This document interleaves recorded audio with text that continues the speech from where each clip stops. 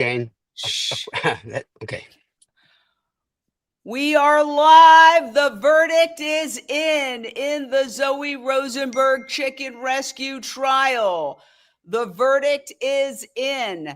And we have been waiting for this for 7 weeks. Well, actually, since it happened in 2023, a very, very long time. Yes. Everybody repost this stream. The verdict is in, and we're just sitting back waiting for what is going to happen in court. This is history. I got to tell you, people, I'm just typing as we speak. You're going to hear it as it happens. They started deliberating at 10 o'clock this morning. And I honestly did not expect a verdict this quickly. As a matter of fact, and I'm adding people into the stage as they come on, I was just in the process of redoing a plane ticket, thinking I may not be able to go out from LA until like Saturday. Let's recap and review as people enter the stage and we get our team coverage going, what this is all about. And what it's all about is this. This woman in 2023, after repeatedly warning law enforcement that she had evidence of what she called criminal animal cruelty happening at factory farm and slaughterhouse, one of the largest producers of poultry, as people who eat them put it, in the world. She had evidence of criminal animal cruelty. She said law enforcement ignored her repeatedly, and so she went in and rescued them herself. 4 chickens. She is facing 5 years in prison, jail, behind bars. This is happening in Northern California. We have a reporter inside the courtroom right now hearing the verdict. And she's going to come running out the second that the verdict is revealed. We understand it's a jury of 7 men and 5 women. And remember, this is a heavily agricultural state. So, yes, somebody said, so nervous. Me too. We were all nervous. Paige, while we wait, I just want to get the sense of, anticipation. Remember, this trial over 4 chickens that you just saw being taken has gone on for 7 weeks. I can't hear anything. So let's start with Paige. What's your reaction? I'm on pins and needles. It very much the fate of Zoe Rosenberg, a 23-year-old who has a condition she was born with, a diabetes condition. Her health is on the line. Her future's on the line. She's a brand new graduate from Berkeley University. Not only that, the whole industry of animal rescue, the right to rescue, is at stake here. So a lot at stake with honestly, really, I'm thinking about Zoe right now. That is what I'm thinking about. I'm a mother. I have a 24-year-old, 26-year-old. So as a mother person, I'm feeling for her and really praying that that the jury are able to see that this is an act of compassion, that she tried her best to get the message out there about the conditions of animals prior to her going and rescuing these animals. She was doing the right thing. That was her. She planned ahead by giving the information, but nobody was listening. Nobody was taking it seriously, that the convictions are really about these animals not being cared for.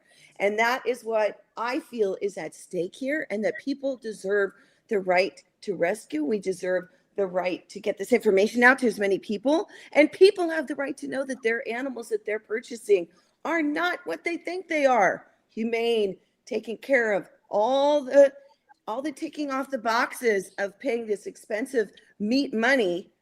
And as you can see here in the videos, Zoe felt it was the right thing to do out of an act of compassion. Jane, back to you.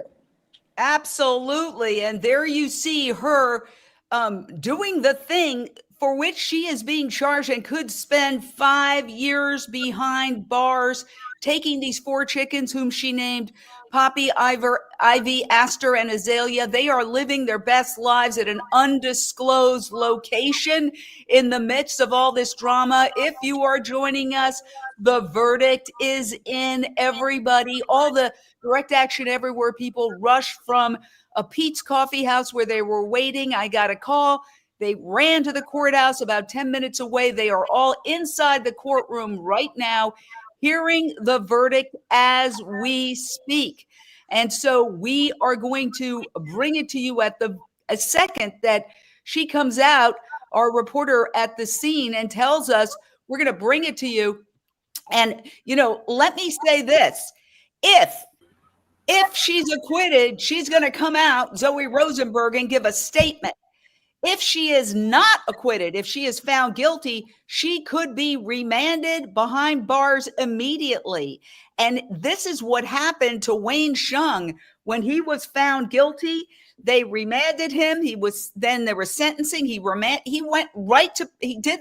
talked to him yesterday. He did more than 30 days behind bars. And it was a similar case, conspiracy. Let me just tell you that this is what the conspiracy charge looks like. That's why I was a little surprised that they came back so quickly. They just started at 10 o'clock today. They took an hour for lunch, and they came back and reached a decision. Now, I don't know whether that's a good sign or a bad sign. So let me go straight out to our attorney that we're so lucky and happy to have. Do you think it's a good sign or a bad sign? Thanks, Jane. It's really hard to say as far as how long the jury deliberated, but look forward to hearing their verdict. And I do want to point out the defense in their closing arguments really focused on counts 1 and 2, the felony conspiracy charge and the trespass charge, that both had the specific intent defense in terms of that she lacked the specific intent to commit the felony conspiracy and the trespass count 2 charge, because she believed in the lawfulness of her acts. They really honed in on the why, and that compassion isn't a crime. She didn't go in to injure the business. She went in to rescue the chickens from suffering. Yeah, and let me say, okay, people are calling me saying, oh, the verdict is in. Guess what? I know the verdict is in. I got that. Let me go to the man who has been the juror more times than anyone on our panel, Michael Fujimori. What do you think? Do you think it's a good sign or a bad sign that the jury came back so quickly? They started deliberating at 10 o'clock this morning. They went from 10 to 12. They took a lunch break. Then they came back and boom, they've got a verdict. Jane, I think it's a really good sign. I'm cautiously optimistic, though. I don't, but I think that's a good sign that it came back so quickly for Zoe. Why? Because I feel if there was going to be a guilty verdict, there would be a lot more deliberation. They would spend a lot more time because they know this poor woman's life is at stake, her freedom. So that's why I think that if it was a guilty verdict, they would have spent more time, maybe several days, debating whether or not they should go ahead and go for a guilty charge.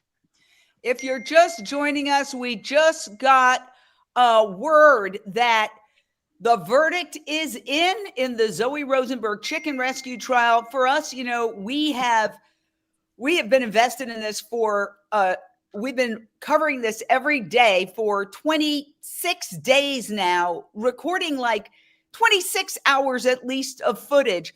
I want to play just a little bit of Zoe talking about her illness back when the case was still being heard before the jury got it, because this is a potential life sentence for her if she's found guilty. She has a lifelong case of diabetes, not from diet, but type 1 that she essentially was born with. and she has a lot of medical equipment. And she said publicly that the jail said, we can't handle all your medical equipment. So she said that she feels like this is a potential life or death situation for her. I'm just setting up my tube feeds for the day. I'm expecting that the prosecution will pretty much spend the entire court session continuing to cross me. I think they'll keep me on the stand pretty much as long as they can. I'm just gonna get this set up in my backpack and then head to the pharmacy to pick up a prescription that hopefully is ready. I'm having a bad gastroparesis and autonomic neuropathy flare up, in part because of a high blood sugar, but also in part because I was having a really hard time getting a hold of a medication that I'm on, and I was off of it for almost a week, and I only just got it again this evening. We are so excited to have with us Alexandra Paul. Nobody knows what this is like, how nerve-wracking it is, more than Alexandra Paul, because she was also prosecuted in Northern California in a different county. I believe it was Merced. Correct me if I'm wrong. And what was it like, that wait for the verdict, and then when you found out the verdict is in? Well, truthfully, and I think that Zoe feels kind of the same way as I, is that we, whether or not we were guilty, what had been accomplished was so big to have the case go to trial at all and expose what was going on in my case, Foster Farms, and in her case, Petaluma Poultry. So, of course, it's nerve-wracking. You want to win, quote unquote, but she's already won because she's gotten such amazing coverage. I'm so proud of her, and she's done such a wonderful job. And I wasn't in the courtroom, but I know my twin sister was in the courtroom yesterday and said that Chris Caraway, her lawyer, did a terrific closing statement. Here is your video of you doing your open rescue. You were acquitted, but correct me if I'm wrong, you were charged with theft, which I believe allowed you to go in a little more in depth into the conditions of the animals. They charged Zoe with conspiracy, which is what they did to Wayne, and that was successful, which was why they did that again. What are your thoughts? Yeah, they're learning from every trial, and especially I think they learned from our trial that because theft includes value, the value of the chicken, then and to the farm, we know there's so little value to the chicken. She or he are invaluable to us, but to the farms, they're not. So it brings in that element. Yeah. Wow. Well, so you're saying you didn't really feel nervous? Like maybe I'm more nervous than Zoe Rosenberg is, because yeah, I'm nervous. Are you nervous? Yeah. I'm nervous. I'll admit it. And thank you for standing by for a second. Ellen Dent, you are with Animal Alliance Network. You've been following all of these cases. You've been a panelist on all of these cases. You're also a mother who talked very eloquently in a documentary we did called Countdown to Year Zero about the need to save our planet by transitioning away from animal agriculture. What's the big picture here as we wait to find the verdict? Well, I am hoping that the deliberation taking so little time means that the jury, was tired of having their time, basically wasted to them with this trial.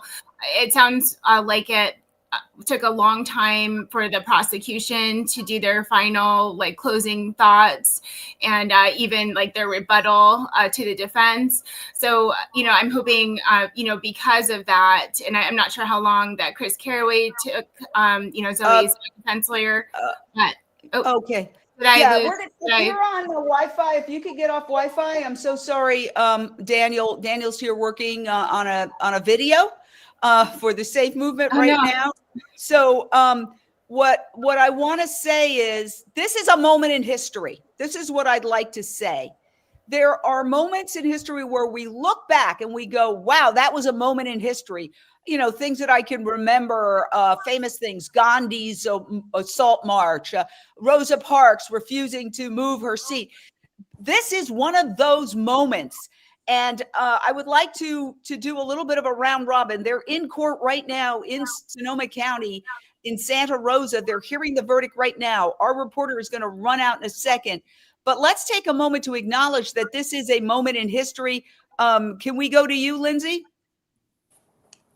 whatever happens is going to have a significant effect on the way people look at animal agriculture and eating chickens. I think this is bringing a lot of attention. Just today, from the links we got today, she was covered in the San Francisco Chronicle, AP Press, the Democrat, and also KQED. I mean, those are all major news outlets. And before, like Wayne put it so eloquently yesterday, the first time a case like this came out, everyone was laughing. The lawyers were laughing at him, saying, "You'll never get this. You'll never get this to trial." And look where we are now. And also, the other point we want to keep in mind is what Wayne said just before it gets the most intense. It gets the hardest right before things start to shift. And I think this is momentous because this is part of the big shift. I agree with you 100%. We talked to Wayne Shung yesterday. He is the co-founder of Direct Action Everywhere, the organization that Zoe is a member of. And he got some incredible news regarding another case of his. There he is getting arrested, and he was prosecuted in the same county and would probably be was in the same jail that Zoe would be going to. In fact, there's so much of a connection that Zoe was arrested after the same day, within minutes of Wayne Shung being remanded to jail. So, the powers that be are out to shut this movement down. Let's face it, it's pretty obvious. And this is what Zoe had to say. Prosecutors will try to tell a story of a radical criminal who steals animals from hardworking businesses. We will tell the stories of 4 little chickens who faced unimaginable pain. Their names are Poppy, Ivy, Aster, and Azalea. And I can tell you right now, these are the 4 chickens, Poppy, Ivy, Aster, and Azalea, living at an undisclosed location, living out their best lives. And if you're just joining us, any second now, the verdict is in. Any second now, our reporter is going to come running out of the courthouse to tell us what happened. She is charged with, and I'll just put this banner down for a second so we can see the charges. She's facing 5 years, 1 count, felony conspiracy, plus 3 misdemeanors, 2 trespass, and 1 vehicle tampering.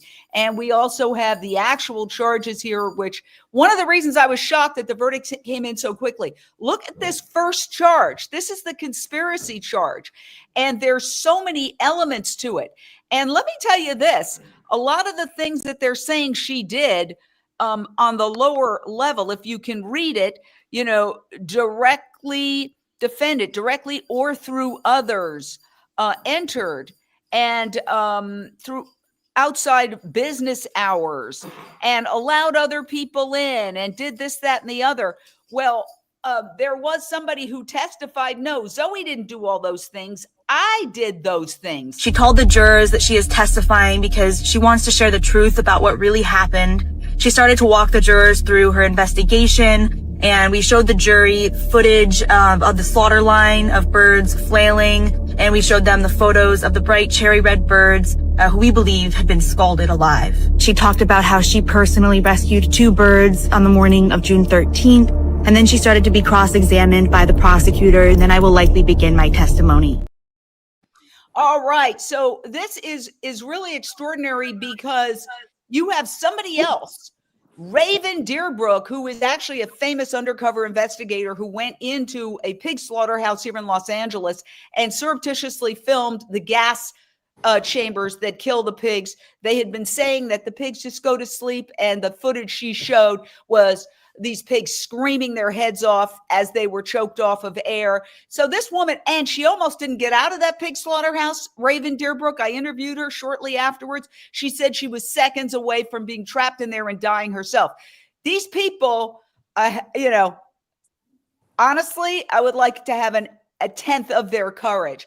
But she basically went into court and said, don't convict her of conspiracy. I'm the one who went in there. I'm the one who took the video. I'm the one who put the cameras in. I'm the one who did this. And Zoe basically said, no, agreed with her and said, yeah, basically what I did is I just went in there and rescued some chickens. So you're laughing. Alexandra, what are your thoughts on that? That's what she did. And what I think a lot of the people who read the articles about this case are going to think, like, why are they doing this to this young woman? 4 chickens. Why is this huge company? And I think they're going to say to themselves, because they want to hide what they're doing, because they don't want these animal activists in there. So I was pleased to see that the articles, although they were definitely not written by people who are like us, they did seem to have a lot of empathy and tried to have some balance, tried to show our side of the story. Yeah, and I want everybody just to remember, somebody's saying this is a historic moment. It is.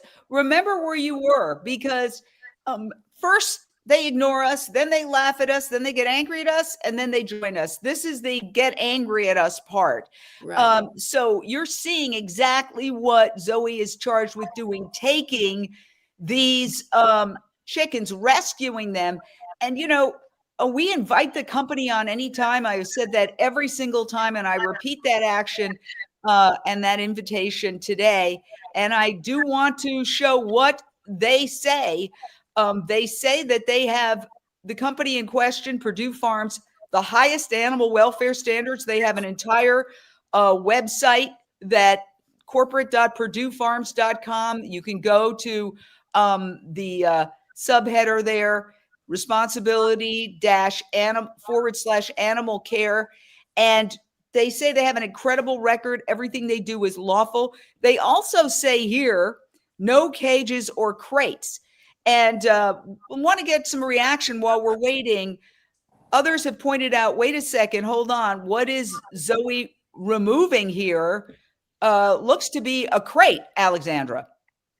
Yes, and my understanding is that transportation seems to have its own bucket when it comes to animal cruelty, and livestock's just really not covered. Beyond you have to feed them or give them water every 28 hours if they're traveling. My understanding is there's nothing that covers animals when they're transporting them. So I think that's why Purdue thinks, oh, we can say we don't use crates. They apparently said throughout the trial that they were nice to their animals also. And this right here shows you they're not nice to their animals. That's not nice what they're doing. It's terrible. Well, I mean, the key is that there's a different standard for farmed animals, obviously. And that's one of the issues that this trial is, showcasing. This was supposed to, I think it's very, very reasonable to say that this was supposed to shut down these activists' actions. In fact, this glossy flyer was sent out to thousands of people in the county prior to jury selection, saying, stand by Sonoma County's poultry workers. But I have to wonder if it's backfired. And I'll go to Annie Abram on this with the Captain Paul Watson Foundation as we wait for the verdict. Remember, any second now, I'm going to interrupt somebody talking, perhaps myself, and say, let's go out to the courthouse. The verdict is in. And if Zoe is acquitted, she is likely going to come out and speak. So we are waiting on pins and needles. Yes. But Annie, what are your thoughts about the historical significance of this trial in terms of now the Associated Press wrote a whole article, which I was just reading when they announced the verdict was in. When the Associated Press writes an article, that means local papers all over, local publications all over the world pick it up. That's a huge breakthrough. And I'm so impressed, so proud of Zoe, of Alexandra, of Wayne, of everyone who's been doing this. They really are making a difference. This is a historic change, pathway change of perception. What has been accepted for so long is now being seen to its hidden truth, and the hidden truth is a very ugly truth, and people seeing it, and newspaper media, AP and New York, I mean, whoever is picking it up, thank you guys, thank you, and keep up the great work, keep up picking up the news, and tune in to Unchained. I would say the Now, truth let is me just all say here this. all along. Should we be thanking people for doing their jobs? The truth is that I've often said, why is it that people have to risk.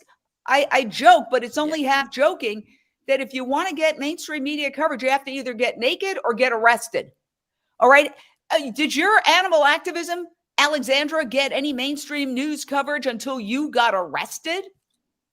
No. And that's one of the reasons we get arrested, is because we want to, it's the only way for us to push forward for animals. Not the only way. I'm sorry. It's not the only way. There's many, many ways, but it's a very important way. And I believe in the if jail, no bail. In other words, if we do go to jail, we should stay there and push to try and go to court. That is my firm belief. And I know DXE has changed its policy of bailing out people who do get arrested, because we feel like it's so important to go to court. This is what Zoe's doing, is, moving it forward. We haven't yet changed the laws, but this is the beginning. We're setting the precedent. Unfortunately, we haven't changed the laws for animals yet, but we will, and the necessity defense will come in at some point. When you were acquitted, were you shocked, or what was your reaction? I did cry. I'm a crier. And I was happy, but I really felt, and I still feel that what happens to us is not as important. Like the verdict is not as important, because that's about us and whether, we followed the law. What we have to do is change the law. And because I won, we weren't able to appeal, and it's the appeals process that can start changing the law. So even if she loses, it's a win, because we will appeal. I imagine they will appeal try and get maybe the necessity defense in, to argue that it wasn't allowed in and it should be allowed in. So, a win is fine, because it makes the animal rights movement look good. But for really fundamental change for animals, we need to change the laws for animals, and not just whether people did something legal or illegal. Very good point. Yes. And of course, one of the things that they would be appealing on if she's convicted, we don't know. This is nerve-wracking. I want to just write a big post that says nerve-wracking. What did this jury of 7 men and 5 women decide? And it's happening right now. Now, remember, we got the call. Oh, gosh. It was about 2:18. And so they had 10 minutes. So let's say 2:20, 2:30. It's now 2:58. I assure you that unless something extraordinary has happened, the verdict has been issued. And, I'm also going to check X, because there's a Purdue feed here that has been run by the Direct Action Everywhere group.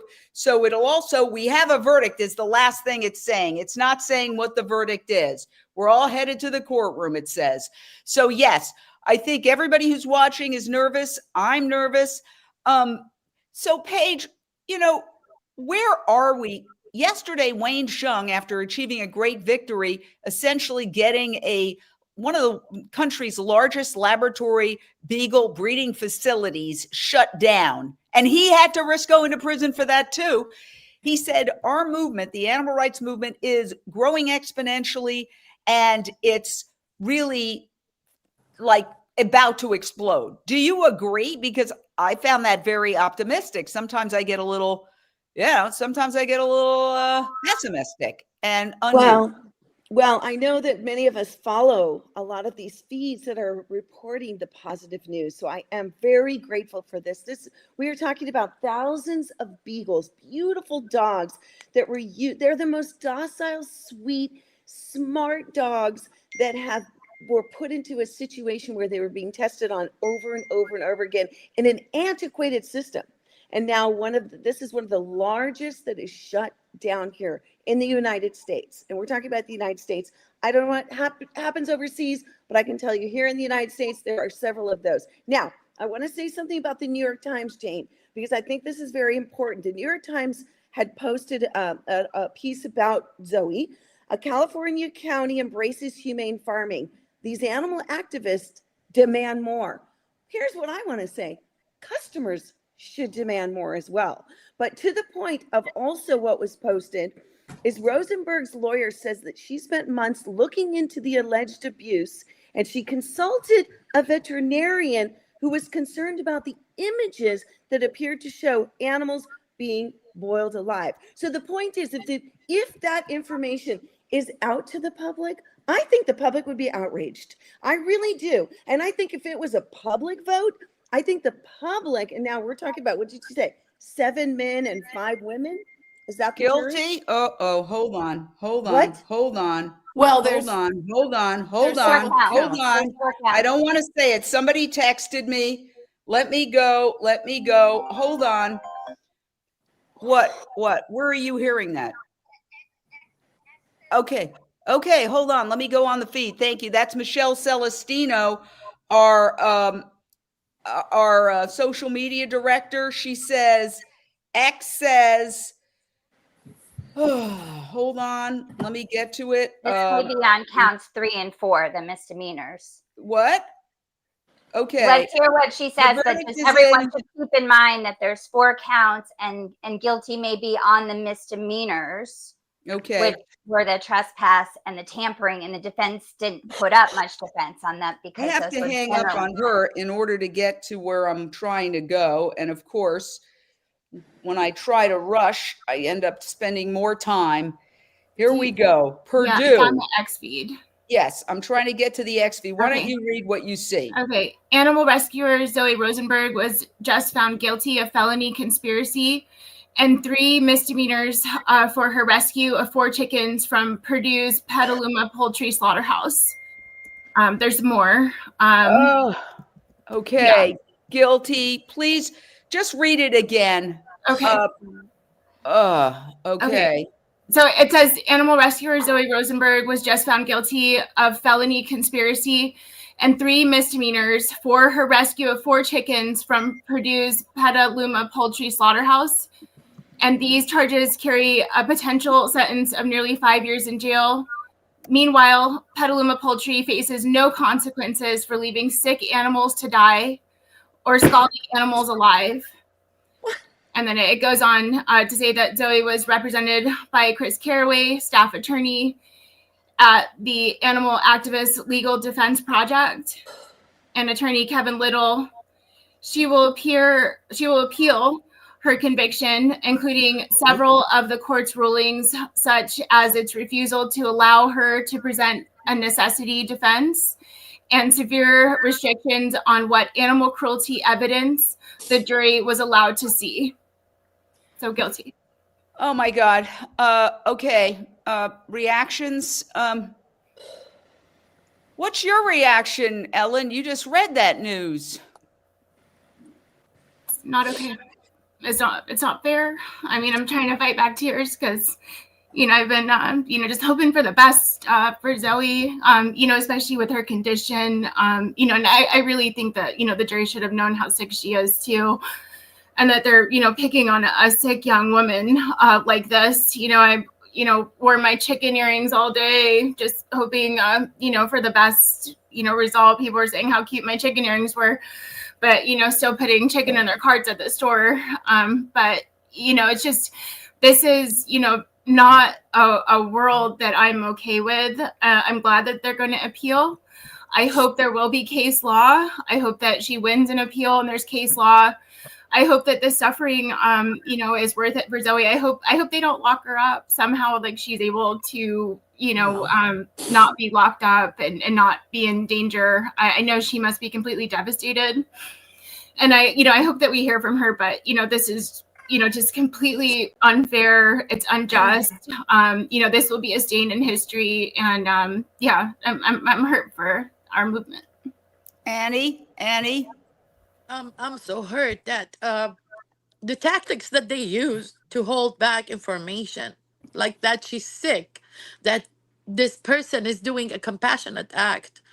As Ellen so well said, this is a taint in our history.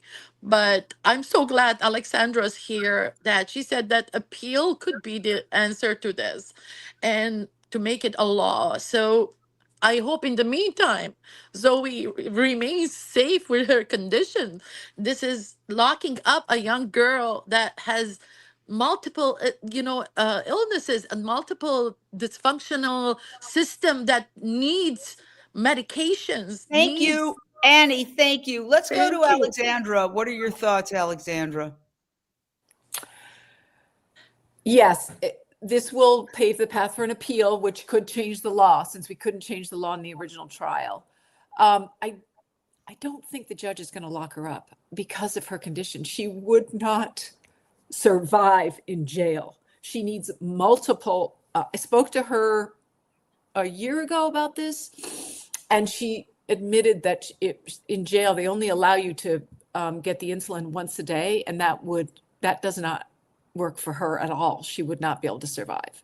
I don't think the judge will lock her up. I don't know what else he can give her, community service or something. I'm not sure, but this is, yeah.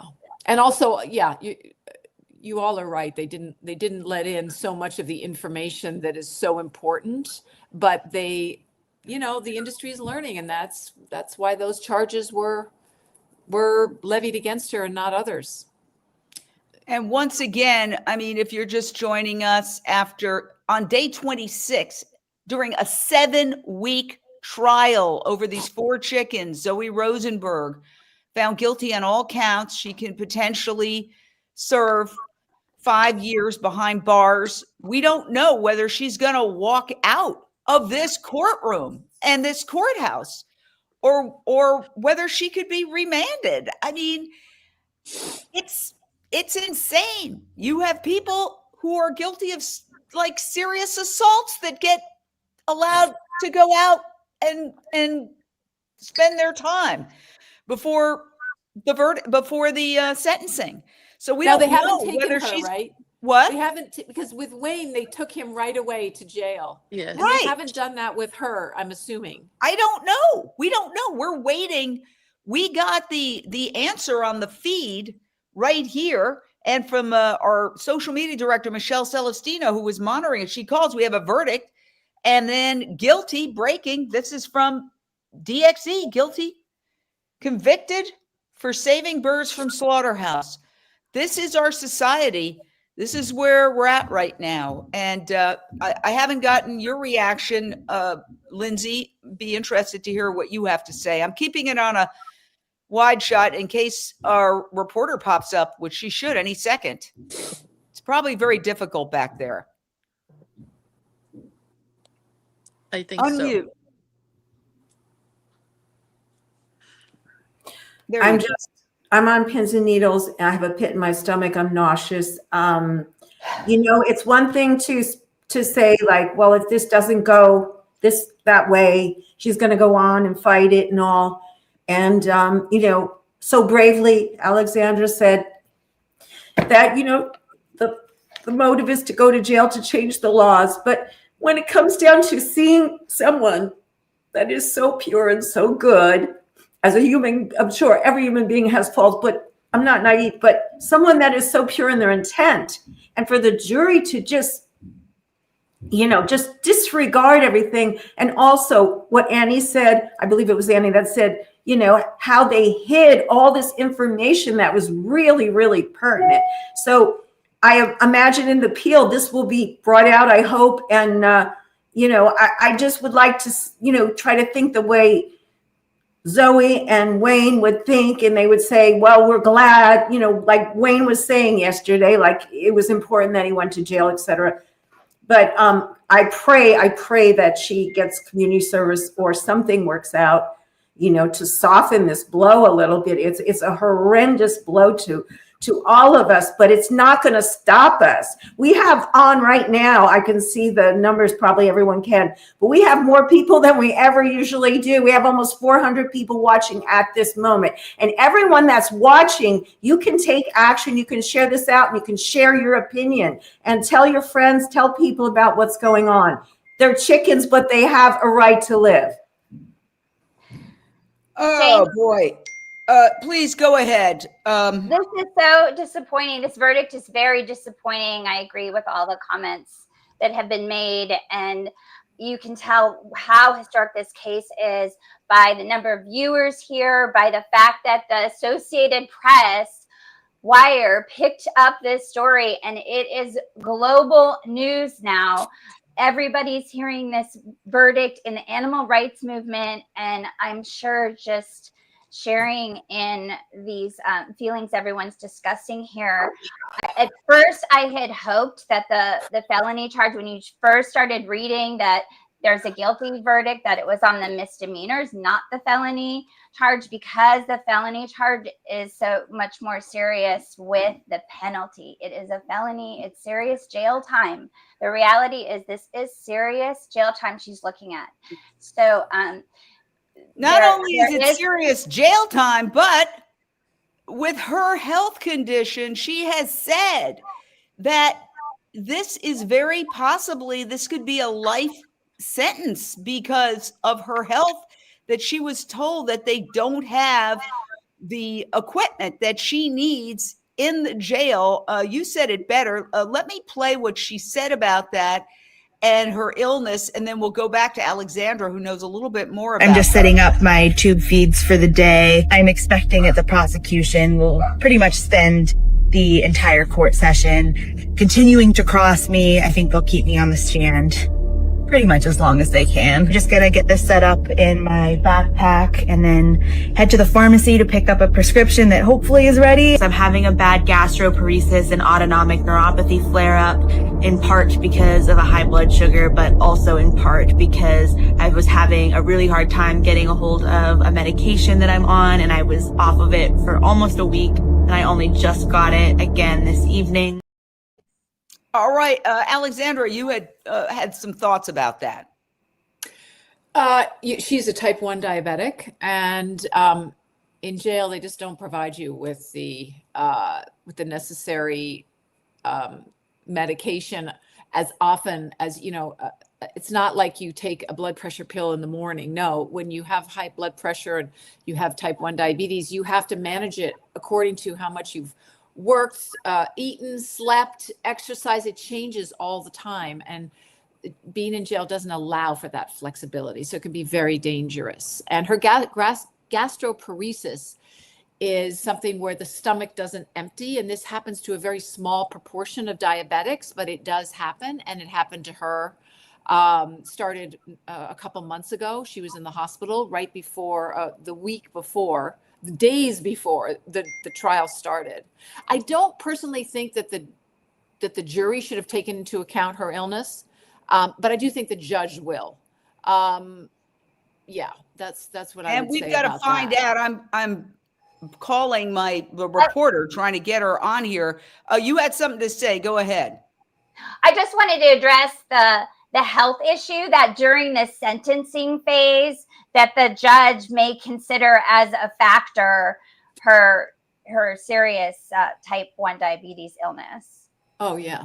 Well, I mean, really? I don't know. I have no expectations. Yes. He has discretion. The judge has discretion. He doesn't have to, but he can consider it as a factor in the sentencing phase. And I did want to add that the penalty of up to 4.5 years for the felony, Wayne was convicted of the same crime, and he only ended up serving or being sentenced to 6 months, as I recall, and serving about 30 days. And it was time served by the time that he was sentenced, as far as I recall. Yes, he served, 37 days or something. But the point is that he had also been doing some time right before that. He was kept. So we don't know. I mean, I do not know if she's walking out or not. And that's what I'm trying to find out. I'm going to just call one of these folks and see what they have to say. If she's coming out, it's absolutely, there's a lot going on. There's a lot of tumult. I have to say, I thought this judge, I was there the first 2 days of the trial, and I thought the judge was fair. He seems like a nice man, actually. And he was trying to be as unbiased as possible. And he brought that up a lot, that he was trying to be fair to both sides. So, and I think also because Zoe presents herself so well, and I think he's going to have a lot of compassion for her. Really? Well, I'm ever the optimist. I like that.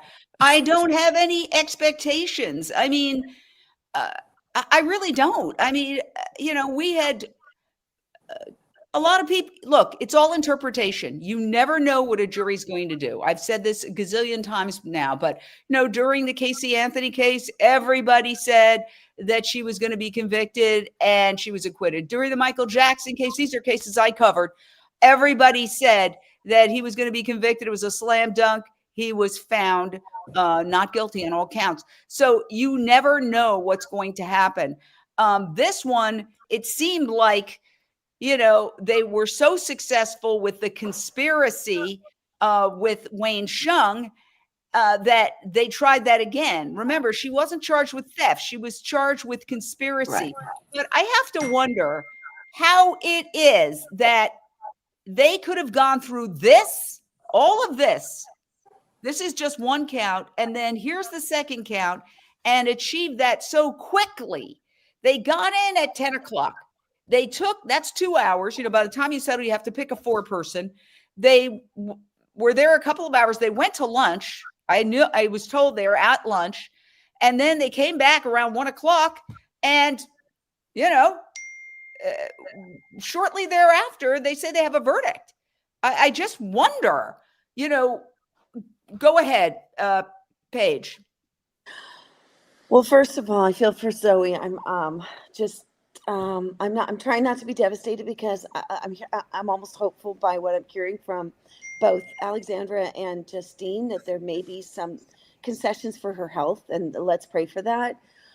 What we have to realize is that this court alone, I was up there in that area recently, is in the heart of the central coast of California. And it is the industry of agriculture. That is who the audience is. That is who the jurors are. And that is who they were speaking to. So to convince them to have compassion for animals that they eat was a big undertaking. And that is what we are up against. So the hope that I have, because, yes, the verdict is guilty on all accounts. And yet what I'm hearing here is a glimmer of hope that there is some more work that we can get done out of the awareness through the public media that has been put out through the media, and also through these follow-up court dates and concessions and so forth. So, but I'm still incredibly sad to think she could be in jail without the proper health support. That's one of the things that Zoe wanted to do was, obviously the defense. I am done testifying.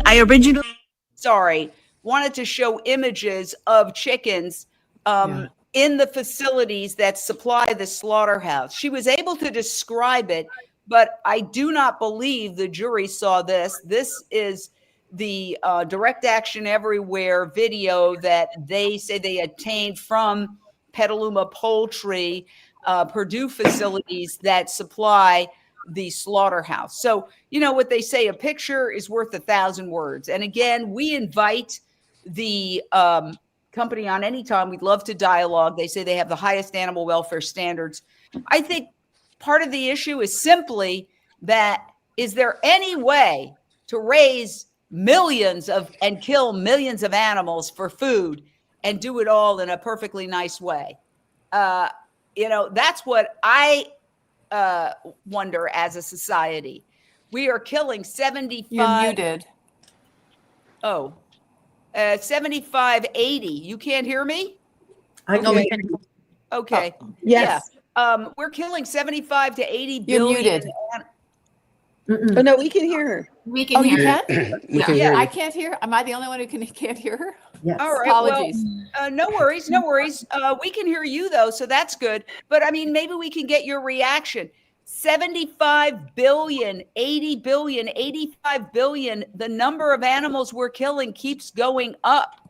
And chickens are the number one animal killed for food. You can see it on this graph very easily. So what you see with this verdict is that we're going to continue, we're going to barrel forward as a society saying, I love animals, but I'm going to eat them. And I see it around my neighborhood All these animal lovers who call me every time because they know I'm an animal lover. They know I have, Unchained TV. Oh, this cat and this dog.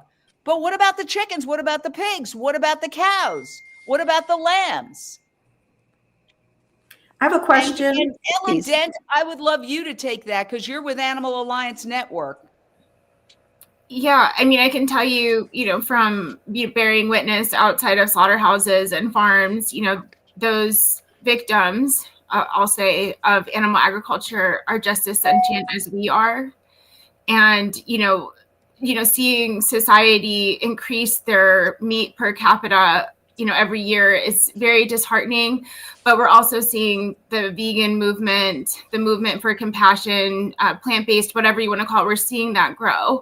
And it's because people are pushing the needle. People in our community and even beyond are trying, plant-based foods. There's new technology that's being formed. I refuse to lose hope, that there will be a time when the human spirit actually conquers this issue and people choose compassion and they see that these other animals, because we're animals too, and we're just as much flesh as they are just as sentient as we are, and that they cannot consent to this mistreatment, this torture. They cannot consent to die. And, I was watching some cooking show, sorry to go off on a tangent, but they fed, some of the taste testers sausage. And then they told them it was, actually human flesh. And they freaked out.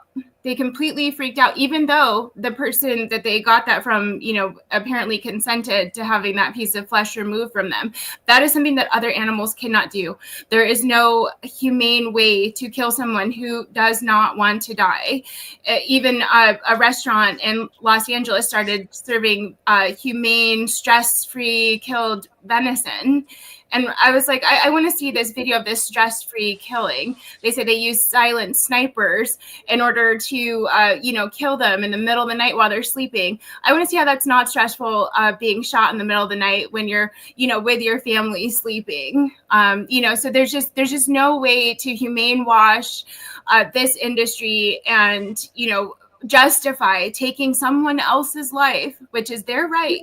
It is their right to live, no matter what species they are, just as much as we have the right to our lives. Well, somebody said here they probably ate chicken for lunch and they don't care. I mean, if you are eating animals, for you to say that there's a problem with this is to essentially say there's a problem with your own behavior. This is why it's a culture war. This is why Unchained TV has called for cameras in all slaughterhouses and factory farms, something that one representative, Ash Kalra, said he would actually look into when I asked him about it. Spain, Scotland, England, and Israel have requirements for slaughterhouses for cameras in all slaughterhouses and factory farms. So what we need to do in order to show people what's happening, to show people what they're buying, who they're buying, if they don't like the fact that people go in there and plant cameras, then the alternative is, there's two alternatives. You don't know what's going on. The companies can do whatever they want. They can say everything's fine because law enforcement will not investigate. That's pretty clear. Or you have cameras in the court in the slaughterhouses.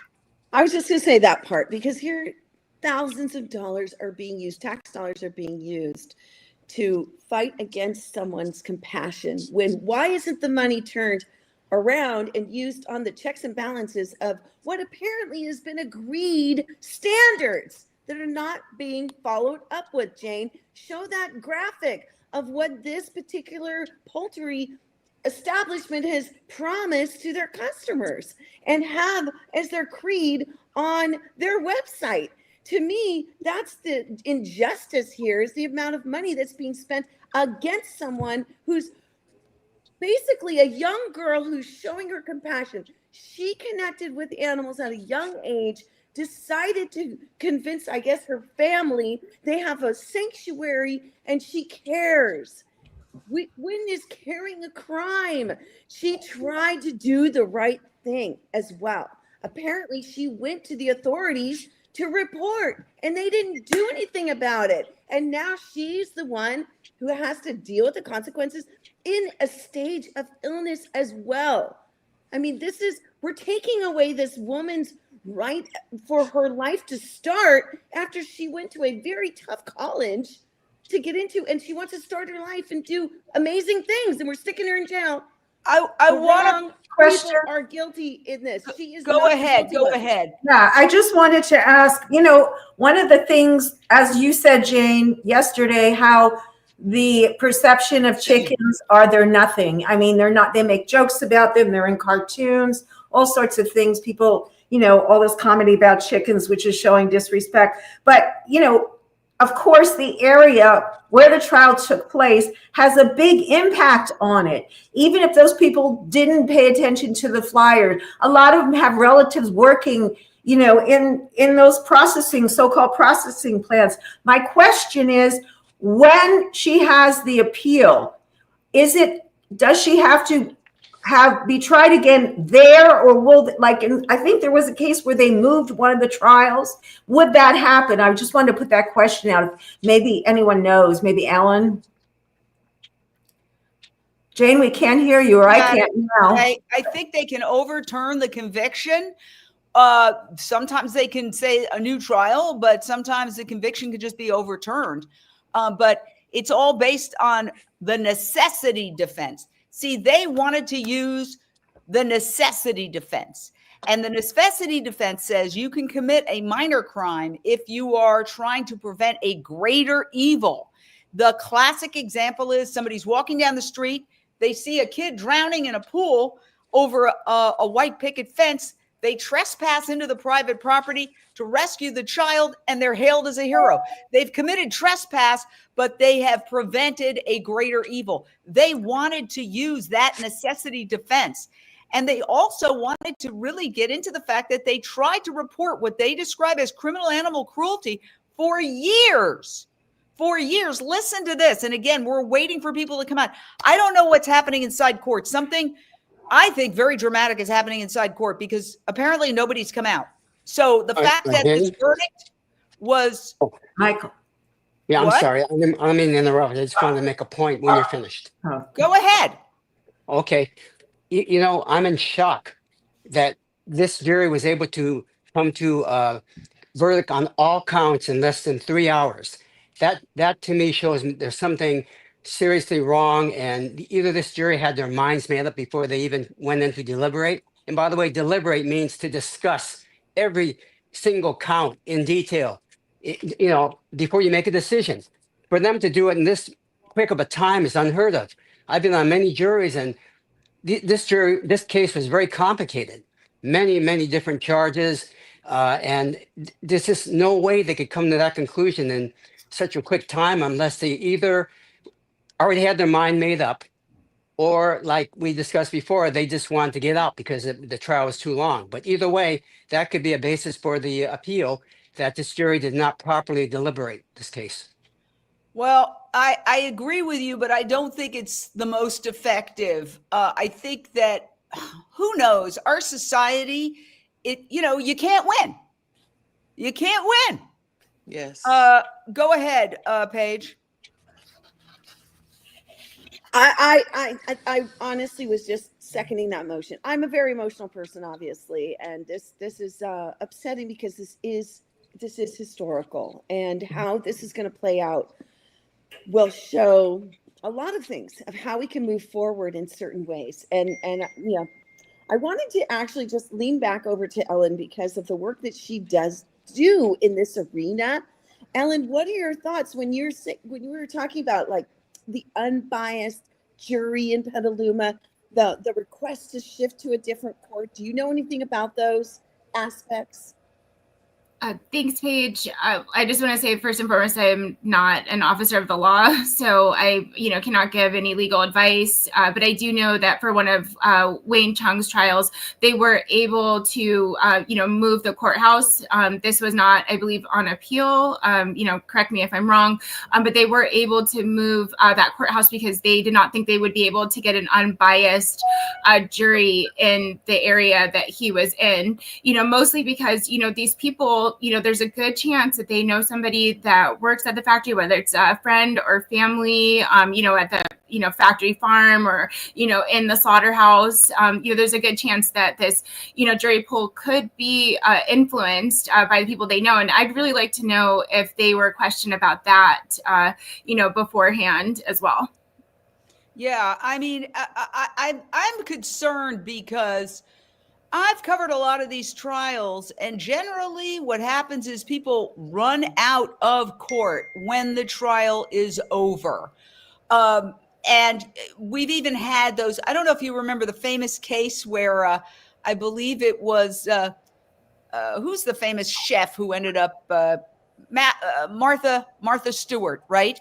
And there was a trial, and there were no cameras in the courtroom, and there was this scene of all these reporters literally running. And speak of the devil, here she is, Madhu. We're going to let her get settled before she joins us, because it takes a second for the camera. She's got to do a lot, and she's racing. And by the way, Madhu has never done this before, and this is her first time, because she's offering her services. So she was in there. I know she called me the second the verdict was in. She raced into court, and now she's coming out of court and trying to basically bring us up to date what the situation is. Some of the big questions I have: will Zoe Rosenberg be remanded? Has she been remanded? Here's video of her getting arrested. So many people. I had to leave. Zoe was ordered to stay away from me as well. Okay. Some people, she was ordered to stay away from some people. We know that. Okay. So that's what they did to Wayne. What they said to Wayne is, you can't have anything to do with your co-conspirators. And poor Wayne had to, even to this day, he couldn't come to the trial. He could not participate in the trial because of those orders. So it's also trying to isolate the leaders of the movement to prevent them from coordinating and from doing their activism. I mean, literally, by the way, Wayne is going to work. He literally texted it. He's in the shower. He's going to get out of the shower and join us. And Madhu is trying to join us. Hopefully she'll join us any second. All right, here we are. I'm going to keep her on mute till she gets settled. Let's see what's happening. Hey, Jane, can you hear me? Yes, I can hear you. Are you on your selfie stick? I am on my selfie stick. Perfect. Yes. Well, what is going on? Is Zoe going to be allowed to leave? We're seeing the courthouse parking lot. Can you get in front of the camera? You could just walk around and be in front of it. You don't have to put it on selfie. Go ahead. Yes, I need to log out. Okay, hold on. No, just look. Just we can see you. Just talk to us. So what happened? Jane, hold on. I'm going to just stand over here next to the. All right, this way probably Joe will be coming out. Zoe will be coming out. So what happened is the verdict was jury convicted Zoe for like all counts, like conviction. I'm just so nervous right now. I can't even talk. So she was take a deep breath. Look, we know that. Okay. We've known that for an hour already. Take a deep breath. You're doing a great job. How has Zoe reacted? Zoe was nervous, of course, because of her medical conditions and everything too. She was nervous, but she was facing towards the judge, so I couldn't see her face. But yes, she was definitely nervous. But she seemed very confident. And after the jury left, the judge was still they were still talking about, the prosecution was still wanted Zoe to be arrested right now and to be in custody.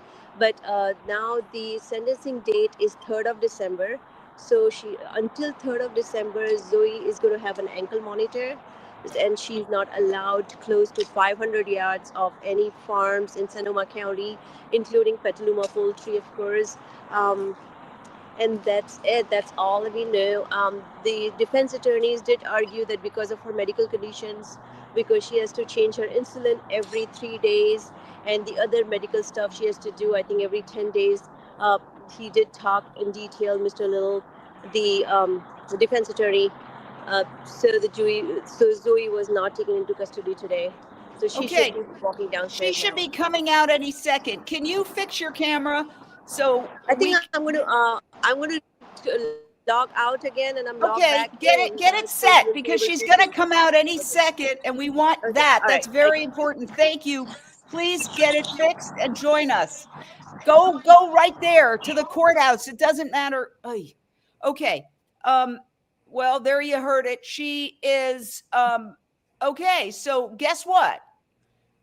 She has to wear an ankle monitor. There were 11 police officers or law enforcement officers in the courtroom during this.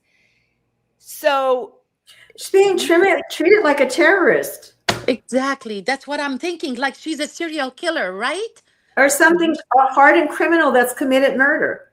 Mind blowing. Who did she kill? Who has she harmed? She's a peaceful activist. My goodness, and she's not even well. Do you think she's going to try and tackle someone?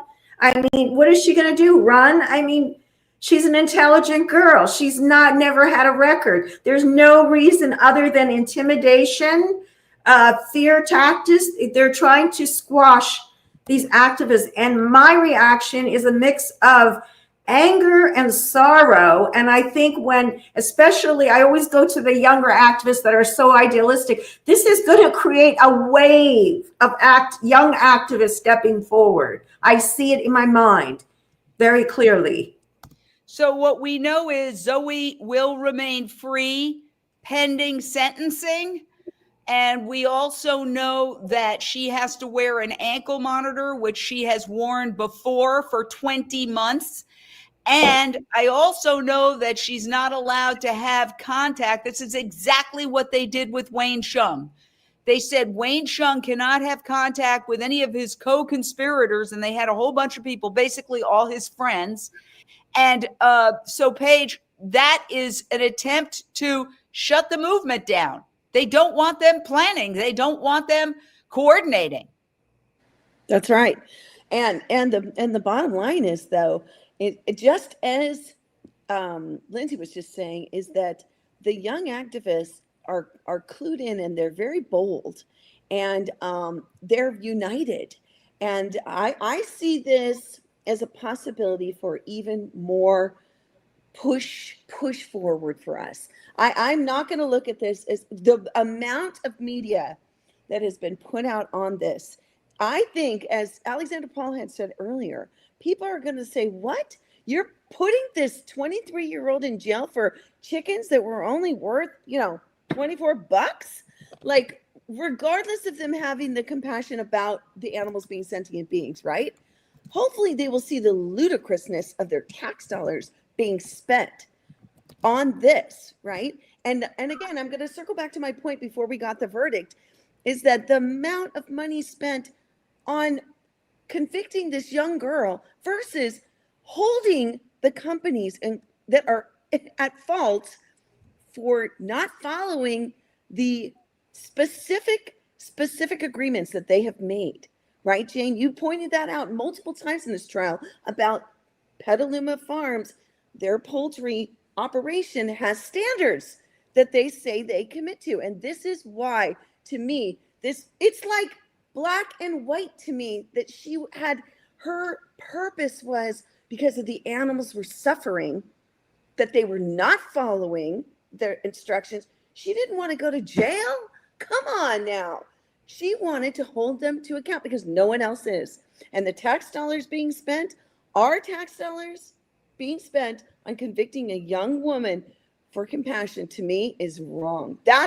We're on the wrong side of history with that part. So hopefully, this is where I stay hopeful, is that this is giving a conversation at the dinner table, much like, let me tell you this, when Prop 12, right, larger crates for pigs was on the ballot here in California, I can't tell you how many people said, I'm going to vote for that pigs get larger crates. Do they eat bacon? Yes. Do they eat ham? Do they think that those are better tasting, animals for them? Probably. But they wanted to make sure the cruelty aspect that they should have better cages to live in, better crates. So many people were wanting that because I believe down deep, we are compassionate people. Hey Jane, I'm here.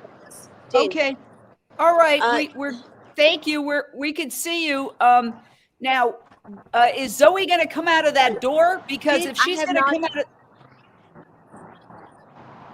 Yes, Jane, Zoe is definitely going to come out of the door, but she has to go downstairs. I guess that's what the judge said, that she's going to get the ankle monitor on her, the GPS monitor. After that, she's going to come out. But there are other press people, so I'm going to turn the volume really low when I go close to Zoe because there's other people here. And when we talk on Well, this... first of all, are you... so you're on that side. Can you get close to where she's going to come though? Because we want to situate ourselves right at the door so that we get her, okay, not all the way out here. No, no, I just walked over here to talk to you real quick. And now I'm going to move back there and I'm going to adjust the camera and I will put the volume all the way down. And when Zoe comes out, I'm going to turn the volume all the way up so you can hear Zoe. But if you do not talk at that time, then the other press people, otherwise they will tell me to shut this thing. Yeah. Okay. Yeah. Okay. But right. We can see we can see a device sticking out of your camera right there on the right. So just adjust it as best you can. Go over there and we want to see what's happening. We want to see what, show us the group, show us the crowd. Go over. Thank you. Okay. I will. Yes. I will. Okay. Perfect. Thank you. Yes. It's not so easy being a reporter. People think, oh, it's so easy to be a reporter. It's not. It's very difficult. It's very difficult. And so just so you know, it requires a lot of work. And she's doing the best she can. She's never done it before. But, we are getting the information any way we can. But we just heard, so they're making her, Michael Fujimori, they're making her go downstairs and get another ankle monitor.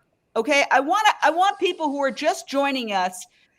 The breaking news is that Zoe Rosenberg is guilty on all counts.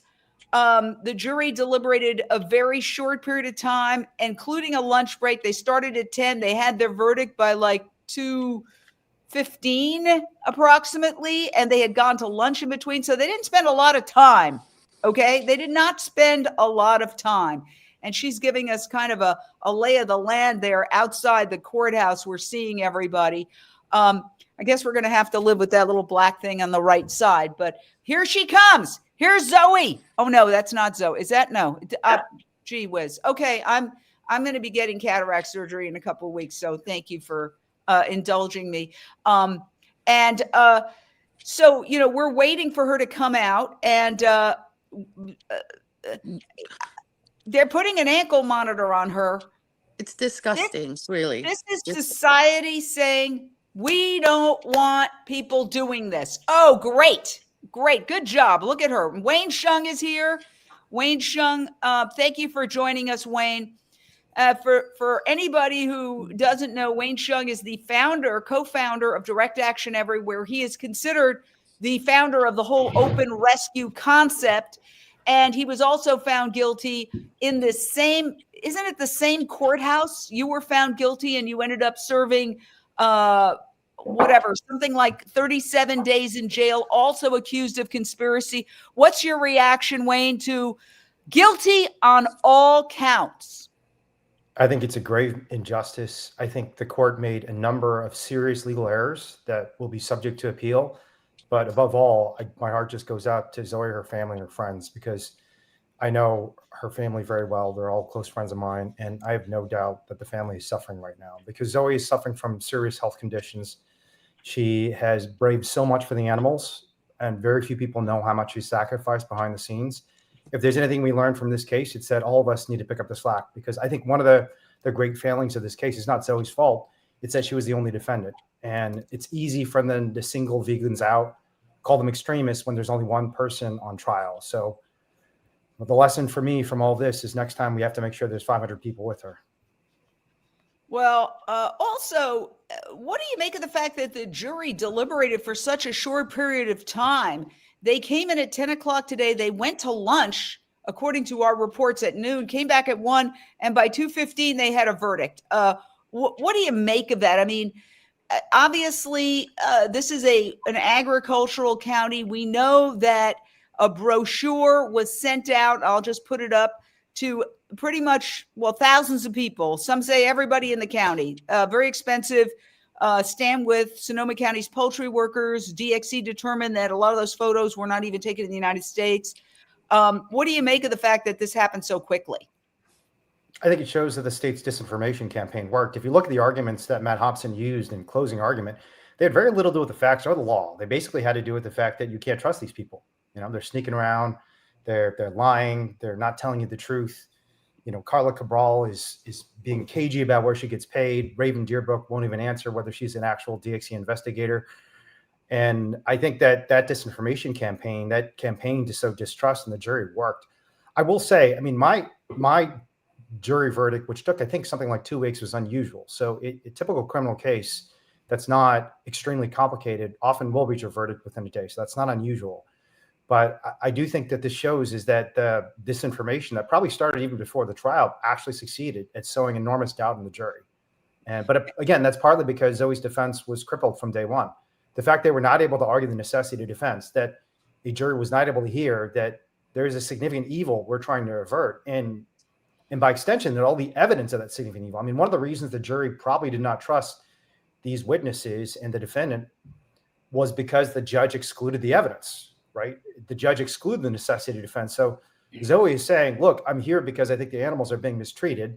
But by the way, the judge is not going to allow you to see the evidence that the animals were mistreated. So how is the jury supposed to treat these witnesses and the defendant as credible when they're not able to see for themselves what happened to the animals at this slaughterhouse? I am done testifying.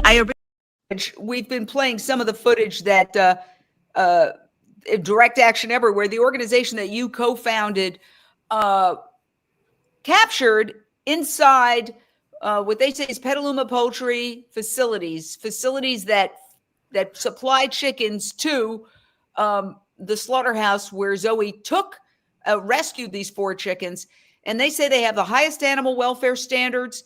And yet this video shows, animals with open and untreated wounds, animals unable to right themselves, animals who can't reach the water bowls.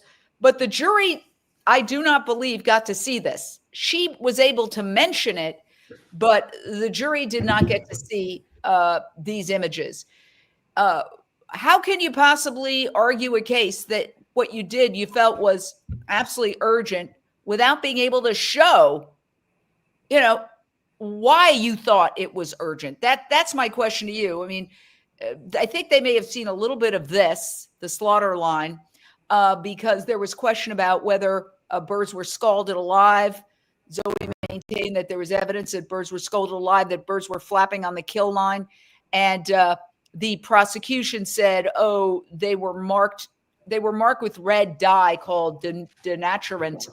And that's just, that's not them boiled alive. That's them being marked as not for human consumption. So if they can't see all this, Wayne, how can they make an informed judgment about why Zoe went in? They can't. And this is the rock and the hard place the defense was caught between, because on the one hand, the defense had to prove that Zoe had a good faith belief that she was there to help animals who were in need. On the other hand, the judge excluded evidence that animals were in need. And then, worst of all, the prosecutor then argued in closing argument, well, if there are actually animals in need and she actually believed this, why don't you see more evidence? Why aren't there more injuries? Why aren't there more kind of sicknesses? Why aren't there more dead animals? Well, precisely because you wouldn't allow the jury to see that evidence. I want to point to one specific report that I'm pretty sure, I'm almost 100% confident this is excluded. And this is a report by the state's own vet at Petaluma Poultry, not at a slaughterhouse, but a factory farm. This is a state veterinarian, a state commissioned veterinarian who reviewed evidence of animals that have been removed by DXC and rescued, showing that I believe it was 11 animals removed, all 11 could not walk. Many of them had serious injuries that were rotting, and some of them had injuries, and this is almost a direct quote from the state's own veterinary report, that were so necrotic and deep that muscle and bone were exposed. These are not dead animals. These are living animals. And again, this is the state's own inspection record of animals that were rescued by DXC. So this is a sort of record the jury wasn't allowed to see. And why would the jury believe Zoe when she's saying there are all these animals being tortured, but the key evidence, including key evidence generated by the state itself, was not presented to the jury? So, I'm just kind of infuriated. I'm distressed for the family. But at the same time, it's, as I said yesterday, if there's anyone who's able to bear the sacrifice and willing to bear the sacrifice, it is Zoe Rosenberg. And I know she's going to come back from this even stronger than before. And I know you've always used points in history. I mean, if you look back in history, it's never a straight line up. I mean, you could look at something like the Dred Scott decision. There's a lot of decisions where a social justice movement is moving forward and then it goes backwards. Where do you see this moment in animal rights history? Is this a giant step backward, or could this be a leap forward if she wins her appeal on the necessity defense? But is that the same? You're going to be both appealing on the same grounds, right? That's right. And I think it is what this case will stand for is fundamentally up to us. I think it is absolutely crucial to note the lessons of history. However, Susan B. Anthony, when she was put on trial for trying to vote, she was convicted. Rosa Parks, when she was put on trial for sitting in the wrong seat in a bus in Montgomery, Alabama, she was convicted. When gay marriage went on the ballot in 2008 in California, that wasn't even that long ago, 2008, we lost. Gay marriage actually lost at the ballot. And in all those cases, those losses actually generated massive momentum for a long-term win. And that was because activists took it upon themselves to realize what I said right at the start of this, which is the fatal flaw of this case. I mean, there were a lot of problems, obviously, posed by the prosecution, by the judge, by the profound injustice in which this trial was enacted on the public and on Zoe. Having said that, the thing that was the fatal flaw from the movement's perspective was that there was only one defendant. I think it's crucial for more people to stand up and speak out and say, look, it's not just going to be one person, one crazy vegan who you have to go after. If you're going to tell us we don't have the right to rescue animals from being slaughtered and tortured in factory farms and slaughterhouses, it's all of us. And if we can reach that inflection point where more people stand up and speak out in response to these cases, and that's exactly what happened to Rosa Parks. That's exactly what happened with Susan B. Anthony. It's exactly what happened in 2008. I was marching in Chicago. I think it was a day after the election and I was in Illinois. I wasn't even in California. But there were millions of people all over the country marching on our streets because we realized if they're taking the rights of LGBTQ people away in California, they can take all our rights away. And we have to take the same approach as Zoe's case. Oh, okay. I think it's going to take 30 30 to 45 minutes for Zoe to get her ankle monitor put on, so it might be a little bit before she comes out. Thank you for the update. And if there's anybody else, show us what's happening. Thank you, Madhu. Okay, so Madhu is at the courthouse live. When Zoe comes out, she's getting her ankle monitor now. You can see somebody with a bullhorn is chanting. Okay. And there's stuff going on at the courthouse. There's Kitty, who's one of the members of DXC talking. Wow.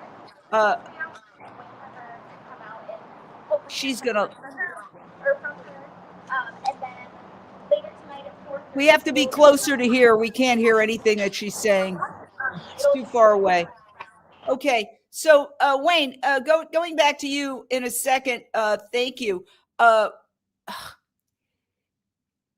In terms of what Zoe should do, how Zoe should handle this. I mean, first of all, I've been blown away both by how you handled this situation and how Zoe handles it.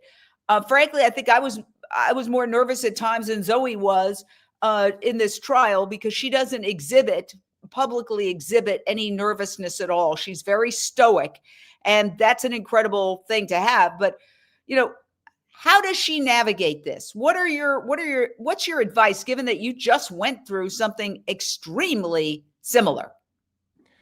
Two things about Zoe that everyone should know are, one, that she thrives under pressure. There are very few people I know who can handle the amount of stress and pressure that she handles. And I've told Zoe before, it's almost like she does better the more pressure she's under. When there are people throwing things at her, attacking her, yelling at her. I mean, there have been times where there are thousands of people on social media attacking her and insulting her, and she thrives in that sort of scenario. And I think there are unusual people like this. She is a very special person in that regard, that she takes on the pressure and she thrives. And I would hope that she is able to withstand the pressure that's placed on her as a result of this conviction in the same way. And it's going to require some support. I think everyone should be writing letters, showing support, especially for her family, because in many ways I worry as much about her family as for Zoe. But I think she can bounce back from this. Second thing about Zoe is that, and this is the key thing for me when I was incarcerated, is just always remember why you're here. And Zoe has a profound love for animals. That is why she did what she did. That is why she may be going to jail very soon. And as long as she remembers that, and as long as all of us remember that, we can go through enormous sacrifice. We can find courage within us that we didn't even realize was there. But it all just comes back to that why. Why are we doing what we're doing? And Zoe is someone who has animals in her home, in her family. She's had chickens who are companion animals to her. She loves these chickens dearly. She knows that they have the same emotional sophistication, complexity, the ability to form attachments that a dog or cat has. She has chickens who she loves just as much as you and I love our dogs and cats. And for that reason, I think she'll find purpose no matter what happens to her as a result of this conviction. And hopefully will become out even stronger than she was before. I will say my own experience was jail was incredibly hard in many ways. Being separated from my dog, my dad, who's ill, was extremely difficult. On the other hand, it did bring me closer to suffering. And there's something about, they say that the fire and pressure of kind of a gauntlet, a fiery gauntlet, can build stronger steel. And I would expect that Zoe is going to do exactly that, no matter what happens to her as a result of this conviction. She's going to become stronger. The fire and the pressure of this incarceration or conviction will only make the steel inside her even stronger over the long term. And that will make her an even more powerful activist for the animals in the decades to come. I want to ask a couple more questions. I appreciate you joining us. It's going to be a few minutes before Zoe comes out, and hopefully she will speak as a result of this, because we always, from a legal standpoint and just a journalistic standpoint, we always give the other side of the story. We always say what the company says, and the company has said they have the highest animal welfare standards. The company has said that what the DXC says is lies. They also say they have no cages or crates, and very clearly she was taking the animals out of a crate. But my question to you is, given that there are two diametrically opposing characterizations of the same thing, what do you feel about Unchained TV's call for live cameras broadcast to the public inside all slaughterhouses and factory farms in California? Spain requires slaughterhouse cameras. So does England, Israel, and Scotland. And we proposed this in an editorial and asked San Jose Democratic Assemblyman Ash Kalra, and he said he thought there needs to be more transparency, and he is looking into it. So given that our requirement wouldn't be just send it to some government agency, because we know government agencies don't really do anything about animal cruelty, it would be broadcast to the public. What do you think of that idea, either as legislation or a referendum? I love the idea, Jane. And I think it's absolutely crucial for us to have some modicum of integrity within our food system. 75% of Americans believe that the animal products they buy come from humane sources. 80% of Americans believe that farm animal cruelty is a personal moral concern. Part of the way you can reconcile those two poll results is that people are being lied to. They're not being told the truth. And again, this is what unfolded in this trial. The jury was lied to. They were not shown the veterinary records from Petaluma poultry, showing animals with necrotic wounds so deep their muscle and bone was exposed. They were not shown the numerous instances in which we've investigated Petaluma poultry over the last 10 years, finding animals that were so-called free range stuffed in industrial sheds where they never stepped outside. They were not shown any of this abuse of animals that would cause most of us to be horrified. And the proof is in the pudding. If there really is nothing to be concerned about, then why don't they let us in? If there really is nothing to be concerned about at Petaluma poultry, then why doesn't the prosecution allow the evidence to be shown? And the fact that the government and industry have to spend so much time and effort trying to prevent people from seeing what's actually happening inside shows that there is something incredibly disturbing that they are trying to hide. Okay, wow. Well, I know that, first of all, thank you for joining us 2 days in a row. I know you're incredibly busy. I really appreciate it. Feel free to stay on, or if anybody has any questions for Wayne, but I don't want to abuse it and have you on all night and keep you hostage. So just, Paige, do you have any thoughts or anything you want to ask? I just, I mean, I think, Wayne, since your conviction release is that the public knew about, there was some good media about what it was going on. And I think that has happened for Zoe as well, to hopefully wake up the folks who are eating chickens and have some realization that what is going on, spending these tax dollars, and also for their hearts and minds to perhaps have a better understanding. Because again, if slaughterhouses had glass walls, like Paul McCartney said, people wouldn't eat those animals, perhaps, right? And that only way it's going to be shown is by activists who are out there boldly bringing the truth forward. And I appreciate it so much, Wayne. Thank you. And I know you probably have to go, but appreciate all the work you're doing. And, you know, we're praying for Zoe, that for her, that the concessions will be made for her health and well-being. That part. And one last thing I want to ask, that's very well said. One last thing I want to ask, Wayne, you know, because our lawyer said, well, you know, it's going to be very hard to get legislation. And I agree. I mean, I was pleasantly surprised that Ash Kalra, who is a known animal lover and happens to be a vegan, said he would look into it. But of course, to get it passed like the Agricultural Committee would be very difficult. However, a proposition, remember, California voters passed Prop 2 and they've passed Prop 12. Prop 12 is very threatening to the pig, pork.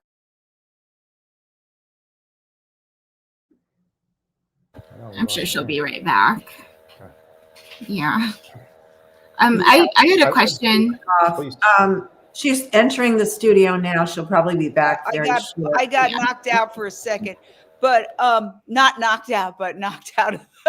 But that they're fighting Prop 12 tooth and nail. It was approved by the Supreme Court. The Supreme Court refused to undo it, and now they're in their hearings because California is the 5th largest economy in the world, and what happens in California, everybody has to abide by because they want to sell their products in California. And so I think a proposition, even though everybody says, well, propositions can be very, very expensive, but I think California voters have shown that they do have compassion to animals, and I think they might actually go for a proposition. So my final question to you is, I mean, should this be a priority? Mix it up from the animal rights movement. Let's take another tack, just like the prosecutors are taking a different tack by going after you and Zoe for conspiracy and using that instead of theft. We were just talking to Alexandra Paul, and she got acquitted, but she was allowed to talk about the condition of the property because she was accused of theft. So they didn't charge you with theft. They didn't charge her with theft. They charged conspiracy, and we're able to do that. We need to kind of adjust too and play the chess game. What do you think of mounting a challenge to get the signatures to put a proposition on the ballot to require cameras in the courtroom? Because that would be not up to the legislators who get paid by all the different industries, but up to the people themselves. I think it's a great idea. I think we should be trying all sorts of strategies to try and engage the public. I think one of the most beneficial things about that sort of ballot initiative is actually just the opportunity to engage in persuasion. You know, you get to engage with so many people across the public. It becomes a political issue, a legal issue, a cultural issue. And the movement needs to develop its capacity for persuasion. So I love that idea. I think it is an opportunity for us to tell incredibly powerful stories about animals, about corruption in the food system, and about the future of the planet. So let's do it. Well, I hope that we can confab on it. I'm ready to do it. I will tell you, I collected signatures for Prop 2. I collected signatures for Prop 12. I even hosted a big party for Prop 12 where somebody actually ended up in the pool. That's how many people were there, and somebody accidentally fell in the pool because they were just packed to the gills. That's speciesist. I catch myself when I say speciesist things by accident. It was a packed party, and Prop 12 was passed overwhelmingly by California voters. So I'm ready to use this setback or this defeat or this guilty verdict to propel the animal rights movement forward by devoting myself to trying to get this proposition going. So, Wayne, I just want to say thank you. If you want to hang on, we would love to have you. But again, I did reach out to you at the last minute, so I don't want to abuse your time. What do you I have actually have to leave because if we're going to have Zoe on the call, I'm actually not allowed to be here. So. Oh, wow. Look at that, people. Look at that. Because Zoe is going to be on this Zoom. I have to go to Ellen Dent. Ellen Dent, you've got to just respond to that. And thank you so much, Wayne. Go ahead. Yeah, thank you so much, Wayne, for joining. Like how just ridiculously unfair is that ruling that you can't be in contact with her at all in any way, like not even over a Zoom. Like you can forget 100 feet or yards away, just literally being on a Zoom. And I actually did have a question for Wayne as well about whether there's a possibility that her appeal could be moved to a different courthouse where there could be hopefully a more unbiased jury pool. Well, we don't have him anymore. He's jumped off. I wanted to ask that too. Same question. Yeah, I kept wanting to talk. Yeah. Well, jump in, people. Nothing's stopping you. Yeah. Well, I did ask that before, but I don't know if everyone understood what I was saying. The point is, that's a really important thing. Yeah. Right. You did. The fact, the prejudicial of having it right where all these people are so-called, working in these so-called processing plants. And with the mentality of those cities, I have a friend that lives in Texas and we discussed this, that he's a vegan and I'm helping him become vegan, but, helping him cook. But it's the whole thing of the mentality of it. And he's been following the case and pretty much predicted what the outcome was. And I said, well, hopefully you're wrong, but he wasn't. Well, you're looking at live video of the courthouse. These are Zoe Rosenberg supporters gathered about. I'm sure some of them are pretty shell-shocked. I don't know. I'm going to text Madhu and see if she can get, while we're waiting, because Zoe, I guess it takes a long time to put an ankle monitor on. Geez. Also just the time that that Zoe has had to devote to this. Since this happened in 2023, I'm going to ask her if she can you talk to one of her supporters? While we are waiting. Okay, there we go. Let's see if she answers. There's, I love this idea though. I wanted to ask him another thing, Jane. Sorry. What? No, sorry. I wanted to ask Wayne another question too in regard to moving it to a location that is more animal friendly. That ship has sailed, honey. No, the trial's over. Right, but aside from that, for the appeals case, is there a way they could make it equilibrium? Like the judge in the beginning, he showed like he was fair. Yet later he was avoiding every evidence, every video that would prove that these animals were suffering. And the reason this compassionate act by this beautiful person, Zoe, who went in, was done because of compassion, because of care. They were sick and dying birds. She rescued. She didn't hurt them. And then the bully style that they bring all these police officers. I mean, there's a lot of bullying in the system. Is there a way to bounce back to as defendants to say, if you're holding back this much information from ours, then they should be able to say, then you cannot. And you use these brochures that you sent. These are intimidations.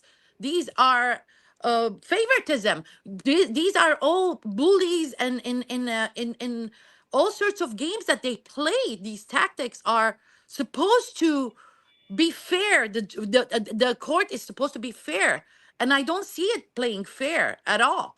And this is systems of normalized violence, right? We need to change this. I will say this, and this is the live video of the courthouse. It's been a long day. I will say this. I believe very firmly in the law of unintended consequences. I am a firm believer in that. I am a firm believer that sometimes what you think is the worst thing that can happen to you is the best thing. Like, I've had times where my contract wasn't renewed and I thought, this is terrible. And then, I thought about it, I go, wait a second, maybe this is the best thing that ever happened to me. And I'd end up getting a much better job with better pay and more exposure. So you don't know. You don't know whether this is ultimately a good thing or a bad thing. I will say, for me personally, I am now committed to this proposition of cameras inside the courthouse and slaughterhouses. I am committed to it. Who else is committed? Raise your hand. All right. Are we willing to gather signatures? A lot of signatures have to be gathered. A lot. And one of the things that we have in our, somebody's trying to call me. I'm going to hand it over to you, Lindsay, while I take this call. Go ahead. Yeah, I was just saying that, what we did with Prop 12, we did Twitter storms. We went to locations, of course, and got signatures. And I think we can get all of the vegan community involved with that. Let me just see if I can bring other people in? Yeah, there we go. So anyway, I was just trying to put that out to you guys. What are some ideas you have? Does anybody want to, I know others have experience with gathering signatures and getting a prop going. Does anyone want to throw in some information about that? Like ideas where to gather the signatures? Yeah, like what are some ideas? What could we do to bring this proposition or get this going? What's your experience? What have you guys done so far? Maybe we can talk about that for just a moment. I will say briefly, I was involved in Prop 2 many years ago that said animals simply have to have room to turn around. Can you believe that was fought? And then Prop 12, which bans the sale of products from pig gestation crates, which were these monstrous crates that when I first saw them, I said, no, human beings can't be this vile, this disgusting, this evil to keep pigs in crates where they can't even turn around and scratch themselves. But that's what they do. And that it was only because of the passage of Prop 12 that a lot of the pig producers switched to what they call crate free. And they're still fighting. There's a hearing. They just had a hearing a couple of weeks ago in some committee in Congress trying to overturn it. And so it shows that these propositions are effective. And, actually some of the pig farmers said, we've already transitioned. We don't want to go back now. Now that we spent all the money to transition, and if you undo that, that puts us at a disadvantage. So I'm going to let you guys talk about that. But one of the things we did, it was at the time, the Humane Society of the United States, they had a meeting. I'll just tell you what happened. We went over to their makeshift headquarters, which could be Unchained TV headquarters right here. And everybody gathered around, and then they had, the petition to gather signatures. You have to gather a certain number of signatures to get it on the ballot. I'm going to let you guys talk while I try to show a video that has just been emailed me of Zoe Rosenberg. So let me do that while you talk. Can you do that? Yeah, I think so. As long as there's no sound in the video, we can go ahead and talk. Maybe we want to wait until the video comes on. And anybody have any thoughts about this that they want to talk about while we're waiting for the video to get started? Go ahead, Ellen, please. I just want to say that props work. Prop 2 and Prop 12 crippled, especially the pig industry, the pig animal ag industry. We stood outside of a pig slaughterhouse for 5 years. It ended up costing them so much money to try to transition away from the gestational crates that they ended up closing down that slaughterhouse. That was one of the main reasons. I don't want to, take anything away from all the activists that sit out there. We definitely put the spotlight on that place. But that and the EPA fines and the OSHA fines, it just really helped to take that slaughterhouse down. It was the largest slaughterhouse in the Southwest. They actually ended up closing down 36, so 36 other farms. Wow. As well as a result, after, that slaughterhouse closed. And I have not heard of them opening up another one. And we're talking one of the largest conglomerate, pig companies, that sell pig parts in the Did whole all world. 4 charges. Okay, guys, The hold prosecutor on. tried to have me remanded into custody. The judge is I'm trying instead to ordering play that I go this, to probation and I and want get the ankle everybody's, monitor back on, and I will be wearing the ankle monitor while I await my sentencing, which will be on December 3rd. I'm going to start it again, okay? I was just convicted of all 4 charges. The prosecutor tried to have me remanded into custody. The judge is instead ordering that I go to probation and get the ankle monitor back on, and I will be wearing the ankle monitor while I await my sentencing, which will be on December 3rd at 1:30 p.m. Prosecutors hope that this will deter people from speaking up for animals, that it will deter people from rescuing them, and I ask that you do not let it. We will continue on, no matter what, until every animal is safe and happy and free. Wow. I want to play it again. I want to play it again because I want to hear all the details. Let's all listen very carefully and then give our opinions. She just recorded this, people, seconds ago. Michelle Celestino, our social media director, on the ball, got it and sent it to me. Thank you, Michelle. Let's listen to Zoe Rosenberg, the defendant who was just found guilty, her first reaction. The prosecutor tried to have me remanded into custody. I was just convicted of all 4 charges. The prosecutor tried to have me remanded into custody. The judge is instead ordering that I go to probation and get the ankle monitor back on, and I will be wearing the ankle monitor while I await my sentencing, which will be on December 3rd at 1:30 p.m. Prosecutors hope that this will deter people from speaking up for animals, that it will deter people from rescuing them, and I ask that you do not let it. We will continue on, no matter what, until every animal is safe and happy and free. Wow. Wow. Okay. Wow. I want to get everybody's reaction to that. We can play it again, but she's going to come out any second. You're seeing the courthouse, the front of the courthouse right there. We're waiting for Zoe to come out. And I know that when she comes out, we're going to get right in her face so we can hear her, because we can't hear on a phone without being right next to somebody. Okay. Reaction to Zoe's comments page. She is so courageous and bold, and to put out the call for all of us to keep going. I mean, look, being a mom, you do your best. Being a human, we're trying to do our best. And then when you realize the truth about what's going on, it just feels like I just want to shout it from the rooftop and do extreme things, or within what I'll do, because I don't want to get arrested. I mean, that was intense when I was at Petaluma poultry in front of them, taking photos of their new signs. And the security guard came up and said, "You look like you're protesting." I said, "I'm taking photos. I'm going to call the cops. Cops are coming. Get off the sidewalk." Like, I'm not even doing anything. There's a mindset of extremism in this field of compassion and awareness. And that's the part that gives me hope about Zoe, who's basically saying to all of us, don't quit. This is not going to keep us, this is not putting us back. This is hopefully what she's doing is pushing all of us more forward to get more information out in the truth. You raised a very good point. Not all of us have the courage to get arrested. I know you've been arrested, Ellen Dent, but others have not. I have never been arrested. My gosh, We're all in different life stages. We're all, like Ellen has a child.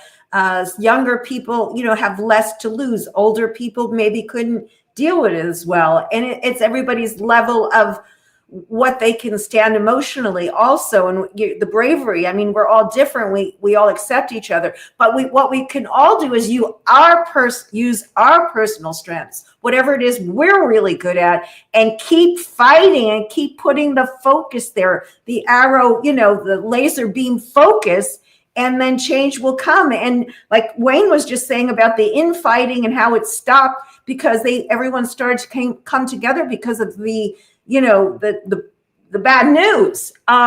hopefully that will galvanize us and bring us together and use our strengths individually and together. You could see people hugging each other and commiserating. Those are the people, dozens of them, who spent weeks. This trial went on for 7 weeks, and they're hugging each other and commiserating, really, and holding signs that say "Right to Rescue," and waiting for Zoe to come out. And it would be great to talk to some of these people. I don't know if she can hear me, but I'm going to call her, actually.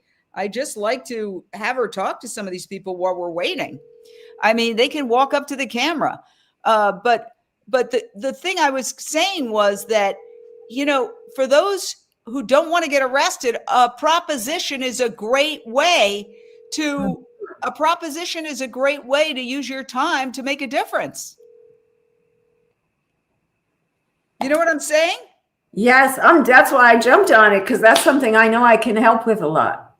Yeah, well, let's do it. It does require money, but more than money, it requires manpower, human power, women power. It requires people collecting signatures. I remember all the times that I was collecting signatures for these various propositions. And I remember passing people, like my yoga teacher, who I always thought was so spiritual, and he brushed right past me. He didn't recognize me. And he was like, "Can't do it now." And I thought, oh, interesting. But I was standing outside the farmer's market in Santa Monica every weekend for months collecting these signatures. And Prop 2 did pass, and Prop 12 did pass. And we know it's made a difference because they're fighting like heck to undo Prop 12. Remember, this is all happening in California, the largest dairy state in the nation, one of the largest agricultural states. People think California, they think Hollywood, and they think the tech industry. Oh, here she is. Hold on. Hey, all right. Hi. Zoe's coming out. Okay. Hello. Get Zoe's right in her face. Right in her face. Sorry, I didn't mean to scream, but we can't hear anybody who's not right there. Jane, Zoe's coming out. Hello. Great. Yes, we're here.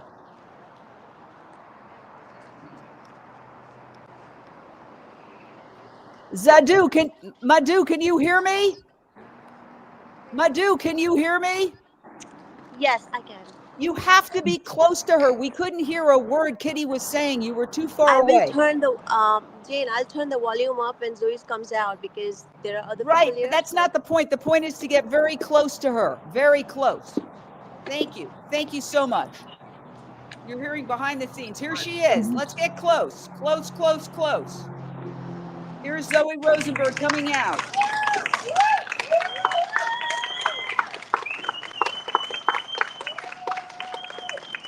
Get closer. Just zoom in. No, she has to get closer where Joe is. Oh. Closer, closer. Oh my God, I'm sorry. It's okay. Well, I have an ankle monitor again. I just went to probation to get it put back on by the order of the judge. Obviously, this is not the outcome that any of us hoped for going into this trial. We hoped that the jury would be inspired by the stories of Poppy, Ivy, Aster, and Azalea, and then that would maybe lead to an acquittal. That is not what happened. And after my verdict was read, prosecutor, Deputy District Attorney Matthew Hobson asked that I be immediately remanded into custody.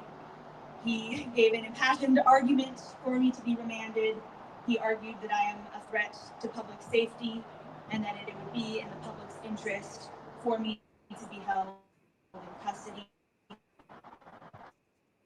And as I stand here, I think about all of the chickens who are suffering every moment of their lives and who advocates for them.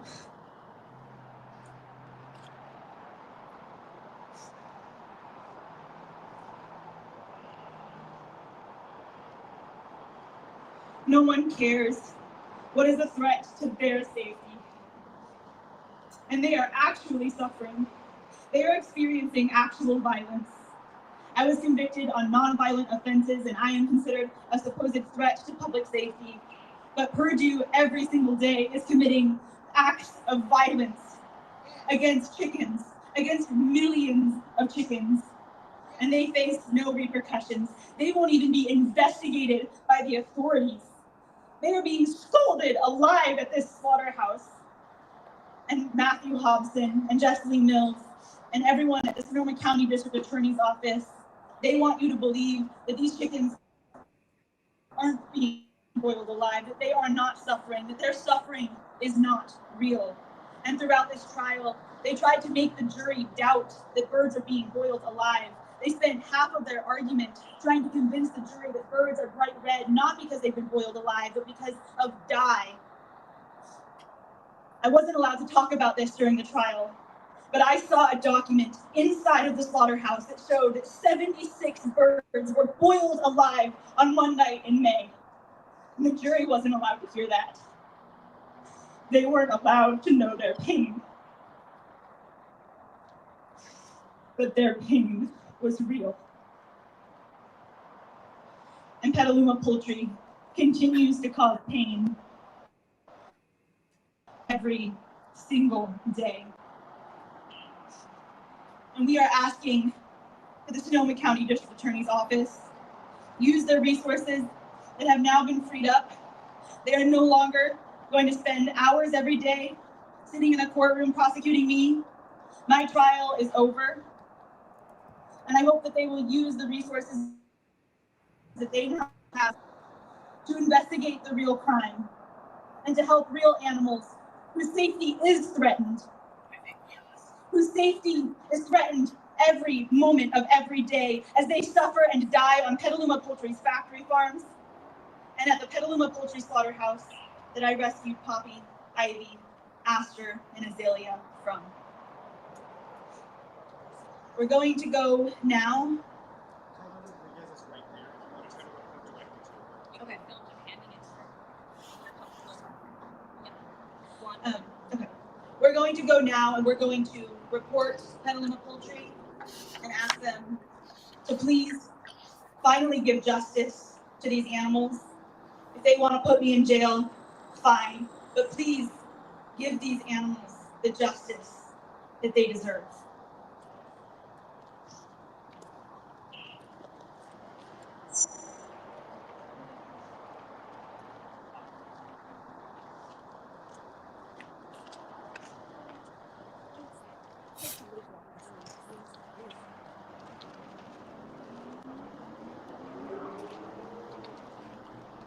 There you have it. She's walked out of the court wearing an ankle monitor, just having been convicted.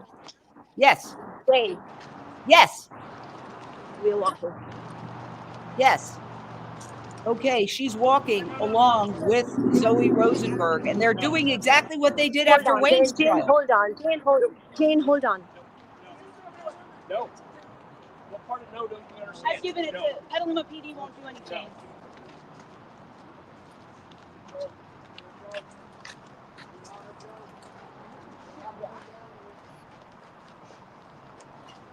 And that's exactly why I was forced to rescue Poppy, Ivy, Aster, and Azalea in the first place, because they repeatedly refused to accept our reports and refused to prosecute criminal animal cruelty at Petaluma Poultry. In fact, they run away when we just try to hand them a piece of paper.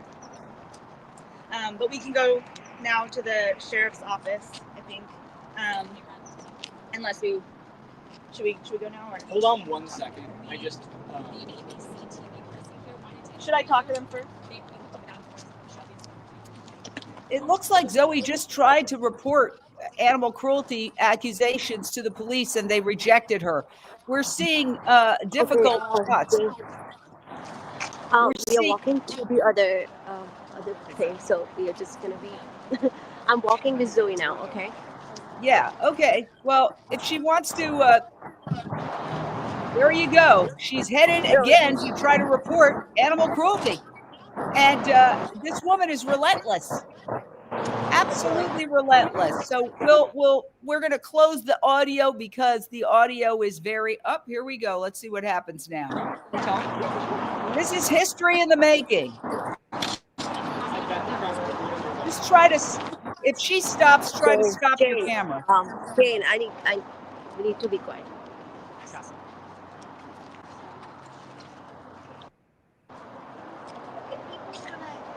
need to walk through somewhere. Hard question first. Just for entity purposes. Name and spelling. My name is Zoe Rosenberg, Courospenberg. It's been a long journey. Today you finally found your faith. You're found guilty of all choice. What's your initial reaction? How do you feel about the verdict? Obviously not the verdict that we hoped for, but I think what I'm thinking about a lot is what the prosecution hopes to see come from this verdict. And what they're hoping will come from it is that people will be discouraged and that people who care about animals will be silenced, that they'll stop speaking up, that they'll stop rescuing animals in need. And I'm continually inspired by our movement and by how we come back stronger, even when we lose, even when people are convicted. And I know that we will continue to speak up for all of these animals, and the world will continue to hear their voices and will be as loud as we can. It's been a long process. According to the DA, there was an option for you to plea out early, avoid a lot of this, to maybe get a lesser sentence. Was that ever a consideration, or do you wish you would have done that, or did you do this to send a message, a bigger message? I don't wish I had taken the plea deal. It did involve pleading guilty to the highest count, which was the felony. So it wasn't much of a deal, but more importantly, animals at Petaluma poultry, animals on factory farms and in slaughterhouses, they very rarely get a chance to have their stories shared in the court of law. They are very rarely prosecuted, very rarely investigated for their crimes against animals. And this was a rare opportunity, even if it was through prosecution of myself, for these animals to have their voices heard in a court of law. It was a long process, a lot of resources for the DA. Was it worth it? I mean, did you feel like it was a lot to do about much, or what's your opinion on it? I think it is disturbing how much resources the Sonoma County District Attorney's Office spent on this prosecution. I've been convicted of having taken $24 worth of chickens, 4 chickens, Poppy, Ivy, Aster, and Azalea. And for what was, $24, they have spent probably many hundreds of thousands of dollars prosecuting me. And I wish that these resources were instead being spent on investigating and prosecuting companies that are abusing animals. What's next? What's next for you? What's next for the cause? We're going to continue forward. I believe that people are going to keep rescuing animals. People are going to keep pressuring law enforcement and the district attorney's office to prosecute these companies. We're going to keep speaking the truth and advocating for these animals, because as this entire prosecution showed, if we don't act, no one will. Anything else you want to say? I think that covers it. Thank you. Thank you. Appreciate it.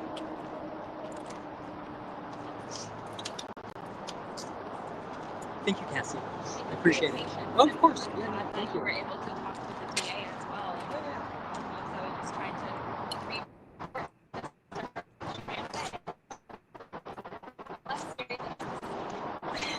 Thank you.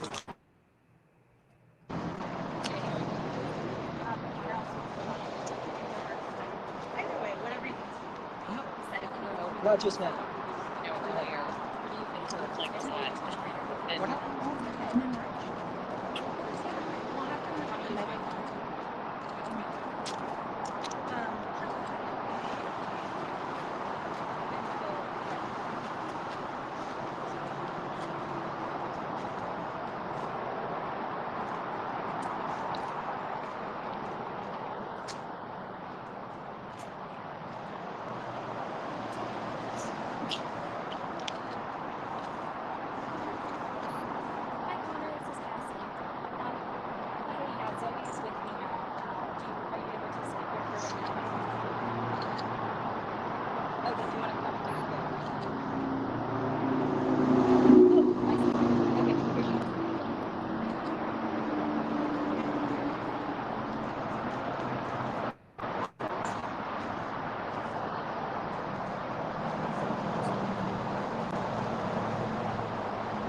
Stop moving.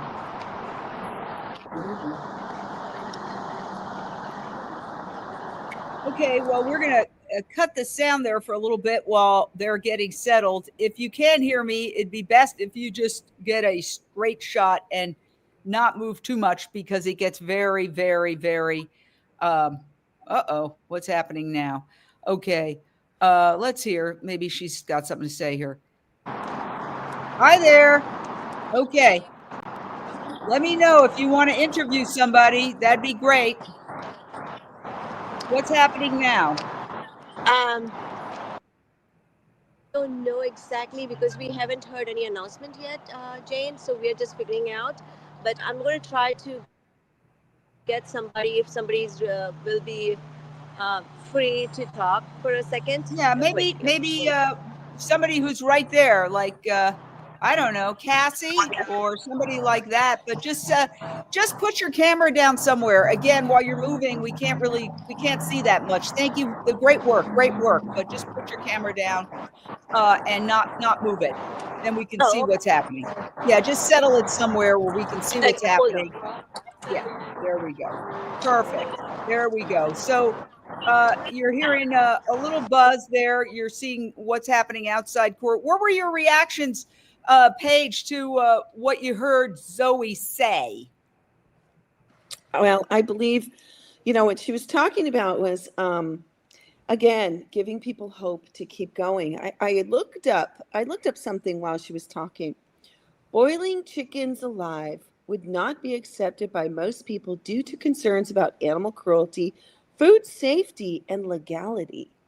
That's just a general search, right? Chickens feel pain and experience stress. So research has confirmed that chickens, like other animals, have pain receptors and feel pain and distress. Boiling them alive would inflict immense and prolonged suffering. Like Wayne was saying, right? Most people don't realize that their animals are going through cruelty and then they're consuming them. Now, I can't say that about all places, but what has been shown here and not shown to the jury, but shown in the sense of this undercover human empathy, the practice of boiling animals alive is widely condemned by animal welfare organizations and the public. Here's the point, though. I want to jump in, though, and say it's very important for us legally to say this, is that the company denies that allegation and says that the cherry red color that Zoe saw was actually denaturant. I don't know if I'm pronouncing it correctly, but it's they claimed it's a spray used to mark condemned animals who are not fit for human consumption. I just want to make sure that that's their response, and we invite the company on anytime. Go ahead. I guess the point I'm making, though, is that most people who would see... Oh, wait. Hold on. I got to hear what she's saying. Okay, sorry. What are you saying? Go away now, but we're not going to do that. And in fact, right now we're going to walk to the Sonoma County Sheriff's Office and give them this report, which talks about years worth of evidence of criminal animal cruelty at Petaluma Poultry, evidence of birds being improperly stunned and scalded alive. Documents are in here that we were not allowed. Evidence of birds with gaping wounds on the transport trucks. These photos were taken just this year. Photos of birds who are incredibly sick, incredibly injured and suffering, covered in feces on these transport trucks headed to the slaughterhouse. Dead birds on the factory farms that supply to Petaluma Poultry, including Hunter Lane, which is the factory farm I personally investigated prior to rescuing Poppy, Ivy, Aster, and Azalea. Mortality records from Hunter Lane that show more than 10% of the baby birds had died by the time they reached just 5 weeks of age. Evidence of birds being improperly composted at Hunter Lane.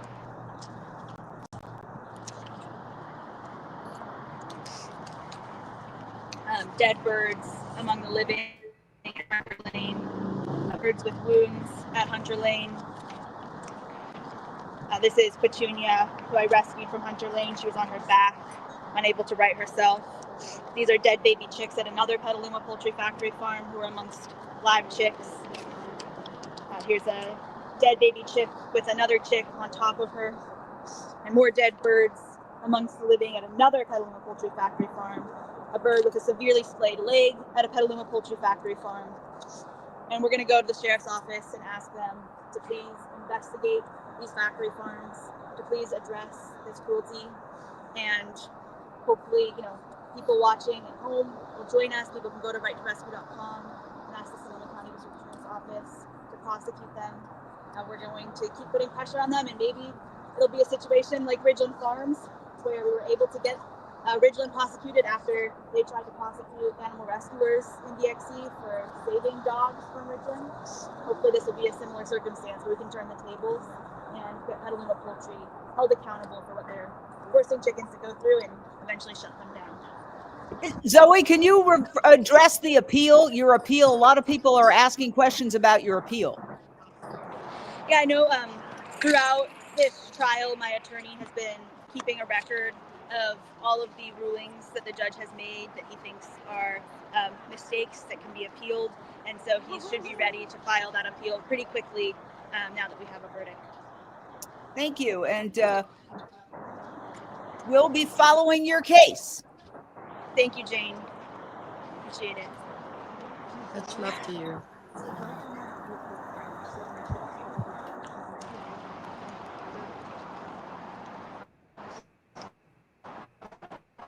Wow. So there you have it. It's incredible, right, Jane? She went and approached the Purdue people to hand them the same report she's trying to give to the Petaluma, sheriff's department. She tried, she went, and they rejected her. We saw them saying, no, no, no, and going away. It was the Purdue I wasn't people. sure who she was handing it to. It was Purdue. Oh, okay. I thought it was law enforcement. But either way, what's incredible is that I don't see any change. I saw her choke up just a tiny bit at one point, Ellen Dent, and then back to Zoe as always. Yeah, I mean, she's such a warrior. I mean, she was brave even through her tears, still was able to get her thoughts and her feelings out, and how this is a terrible injustice, not just for her, but for these other animals, these other chickens that are still suffering in these places. And I mean, you see the evidence in her hands that wasn't admitted into court. So it's just horrible watching this. Like, I feel like I'm seeing her become this martyr, trying to help, create this animal liberation that, these other animals so desperately need. And yet they're making this example of her. I know, it's better that she's wearing the ankle monitor than being, remanded on the spot and sent to jail. But I'm still worried that, they will try to incarcerate her. I'm worried about her even walking down the street to the sheriff's office. I'm worried that she's putting herself at risk of being arrested again, because they arrested her there when she tried to, serve, I think, pretty similar, if not the same report before. So, I mean, just the level of bravery and the risk that she is taking is just, unfathomable for me. And, as you mentioned earlier, like, I have also been arrested, and she wasn't arrested intentionally either here. She was trying to serve a report to the sheriff's office, and this is what happened to her. I myself was not trying to get arrested, and I was arrested trying to speak up for animals, monkeys in laboratories, to the keynote speaker at a vivisection conference on behalf of PETA. I did an action and, had no idea I would be arrested. But I can tell you one thing, that when I was wearing those cuffs and when I was sitting in that police station, when I was detained, I was at complete peace. Because just like Zoe said, you don't think of yourself in that moment. You think of these other animals that are still suffering. So I'm glad that she'll at least be able to, be home, and that she'll be able to be with her chickens, her chicken residents, hopefully at the sanctuary. Hopefully she'll be able to still see Poppy, Ivy, Aster, and Azalea, and be even more resolved in her fight to free all of these other chickens that are suffering as well. I'm just very blown away by her resilience and how she bounced back.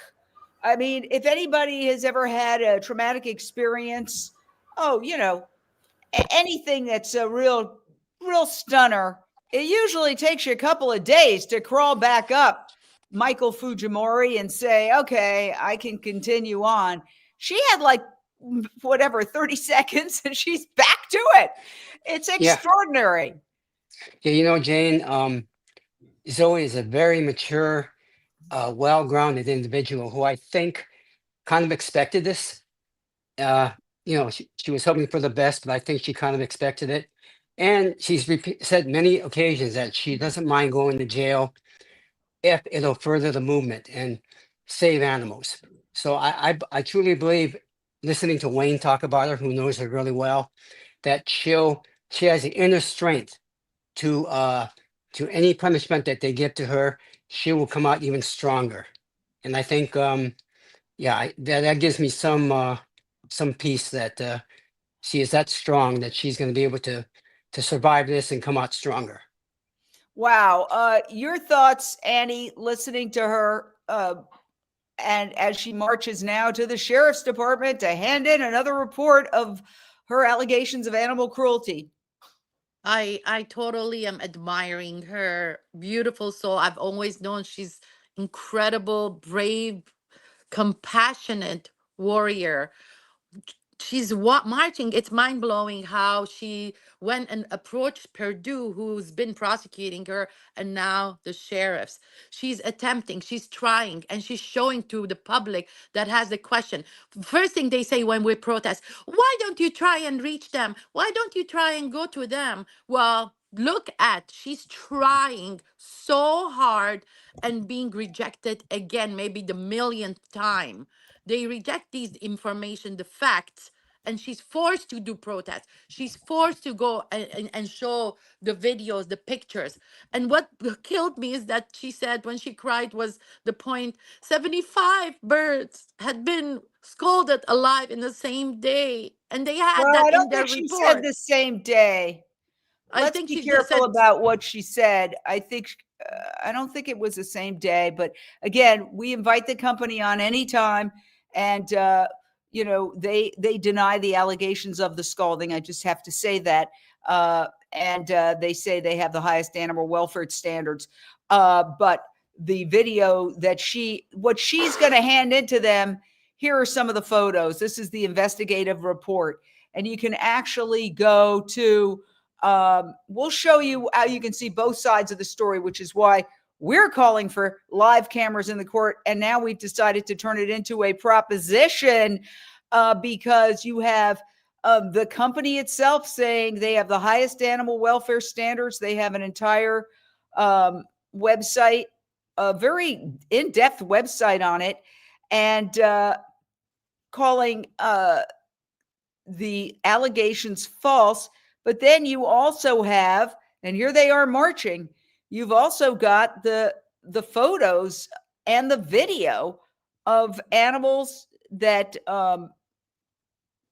Direct Action ever were videotaped inside these facilities, dead and injured and unable to right themselves. So because of that, Unchained TV is calling for live cameras in all California slaughterhouses and factory farms. Let's decide it once and for all. Here they are at the sheriff's headquarters marching. I mean, this is extraordinary. Let's listen in. It's a little fuzzy, but we can hear.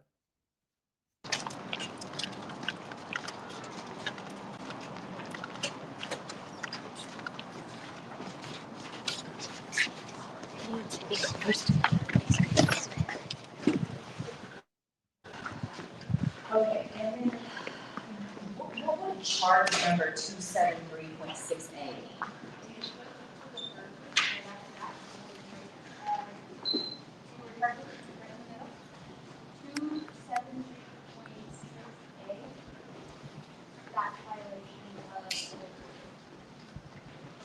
Okay, and then 273AB. That's what are these two? And that is against so this is something different? And is that against me? Okay, and these are all against him? Or no?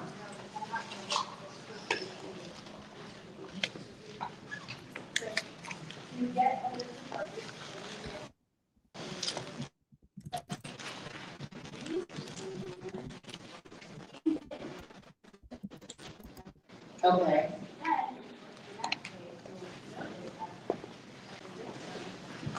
Arthur.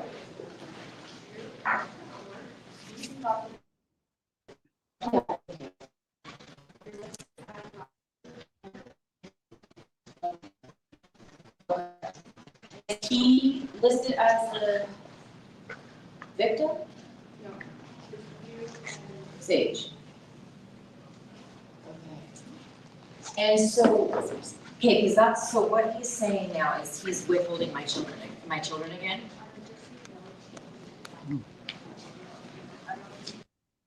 Hold on.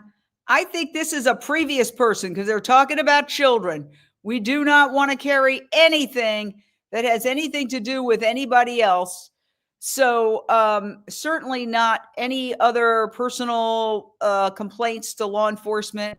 So luckily we did not show, and do not show, please do not show, if you can hear me, do not show anything involving anybody else at the sheriff's department. That's super important. So what is your thought though, Lindsay Baker, as you see them actually go right to the sheriff's department and report this? Unmute. They're relentless. They're absolutely relentless. And this is the kind of things that you would see in a movie script. Like if you were to tell people about this that aren't watching this, they would think it's incredulous that she would have the courage right after being convicted. But that's how strongly she believes that she's right.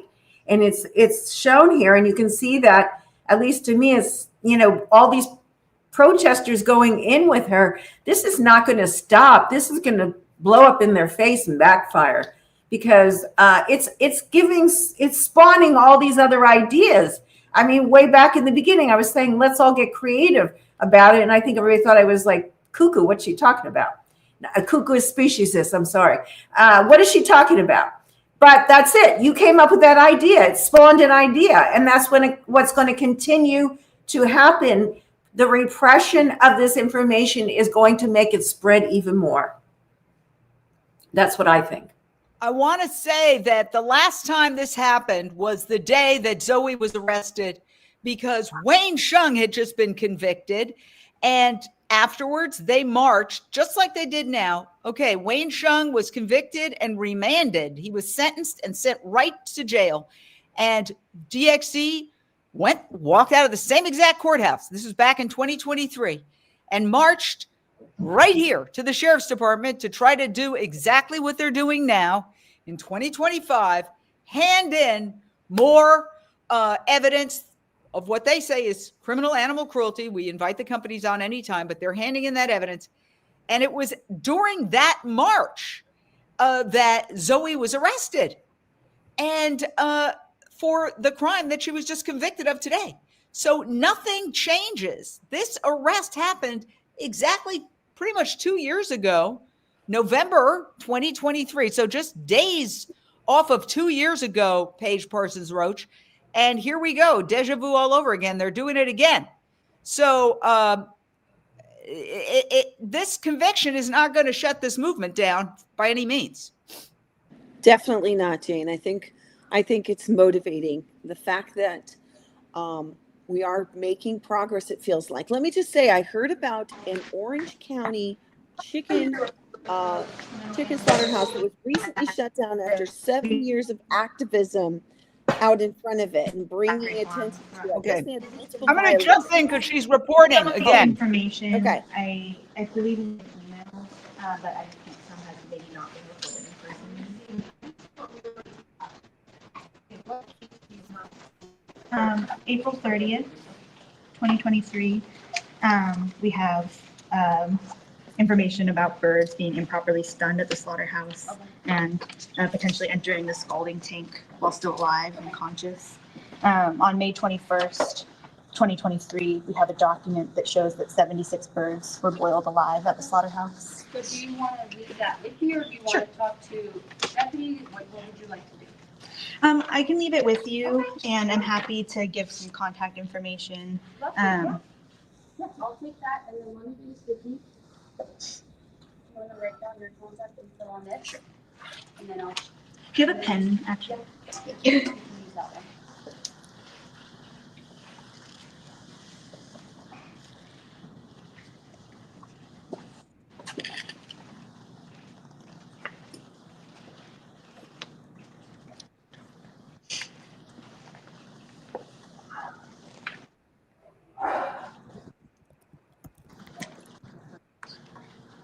Thank you, Zoe. Thank you. Okay, I will pass this on to Deputy. Okay, thank you, appreciate Okay, of course. Wow. Unbelievable. And yeah, I guess you were right about the allegation she was making, Annie. It was in one day. It appears that she alleged the animals boiled alive. And again, the company denies that, and we invite them on anytime. Now, they are leaving. Unbelievable. I mean, this is history. Honestly, this is animal rights history for sure. Animal rights history in the making. Look at that. Look at that. At the sheriff's department. Let's hear if there's any conversation between Chris and the district attorney earlier. That was Carla Rodriguez, who was out there, the district attorney, and we've reported animal cruelty to her many times. She's the person that's really in charge of overseeing investigations and charges into places like whether it's Petaluma Poultry, Slaughterhouse, or the farms, or any of these places. And she came right up to Chris and wanted to talk, and she was like, and he said, well, you know, have you taken any action toward investigating these facilities? And she said, well, no, you still have to report it to the police, right? Because I can only accept reports from law enforcement. And he said, we've reported it to the police, you know, so many times. We reported it. I mean, Zoe was arrested on her way to report it to the sheriff's department. They can accept, and you know, the Petaluma Police Department, they do oversee the slaughterhouse jurisdiction. The sheriff's department oversees all the farms, though. And we reported it to them so many times. And still, the district attorney, who's confident enough about her case to come down and talk to the press and brag about these convictions, didn't know that it had been reported to law enforcement, which is just goes to show. And she said, okay, well, have you reported it to the California Department of Food and Agriculture? Like, yes, we reported it to these places so many times, every single one. We reported it to her. She says go to the CDFA. The CDFA says go to Sonoma Animal Services. Sonoma County Animal Services says go to the Sheriff's Department. The Sheriff's Department says go to the Police Department. The Police Department says, oh, we've already received this, right? Let me check. She had it ready to go because she knows we were going to report it. They don't have case files in front of them like that for most situations, but law enforcement knows how many times we reported it to the extent that they're ready to accept it, and they've got like they're cross-checking their other reports. So it's just ridiculous. And when I tried to hand her the report in front of the courthouse, she said, go to the Petaluma Police Department. I'm like, we have. Literally, but like. Chris apparently just had told her. I didn't know. Yes. Yeah. Oh, passing the buck. Yes, passing the buck, circular, yeah. Yeah.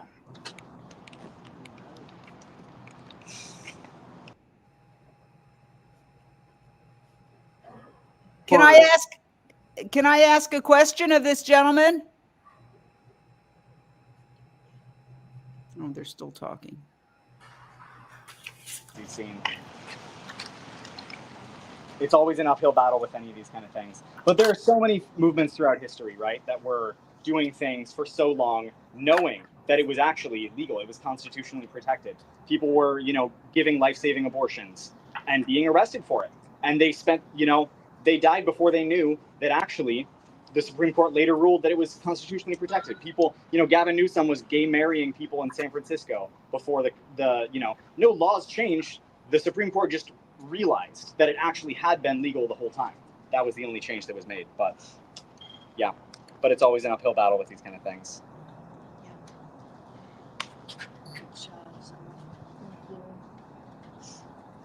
Okay, should we go back? I was wondering if I could ask you a question. Me? Yes. Sure. As a result of this case, given that there's wildly differing accounts of what's going on inside factory farms and slaughterhouses, Unchained TV is calling for live cameras broadcast to the public from inside all factory farms and slaughterhouses. Something that Wayne Shung, co-founder of DXC, just endorsed and said it was a good idea. It requires many, many people collecting enough signatures to get it on the ballot. What do you, and by extension, some of the folks there, think about that idea of a proposition that would require live public cameras in all slaughterhouses and factory farms? I think it's the kind of thing that, the industry would fight. We can walk and talk. The industry will fight that tooth and nail because it's the opposite of what they want. It's, they want no transparency. Yeah, but the public have passed Prop 2 and they've passed Prop 12 in California. Yeah, absolutely. I think there's real potential for that kind of thing. And I think that those kind of direct democratic, we did a ballot measure in Sonoma County that was not exactly successful, but we learned a lot through that. And I am absolutely committed to the direct democratic process. And I think ballot measures like that have a huge amount of potential. I think one of the things with a ballot measure like that is it really forces the industry to defend some of the worst elements of the industry, like having to make the case to the general public about why live cameras that show the conditions of animals is a bad thing. I think would be very a difficult case for them to make and would kind of put them on the defense. So yeah, I love that. Thank you. Thanks.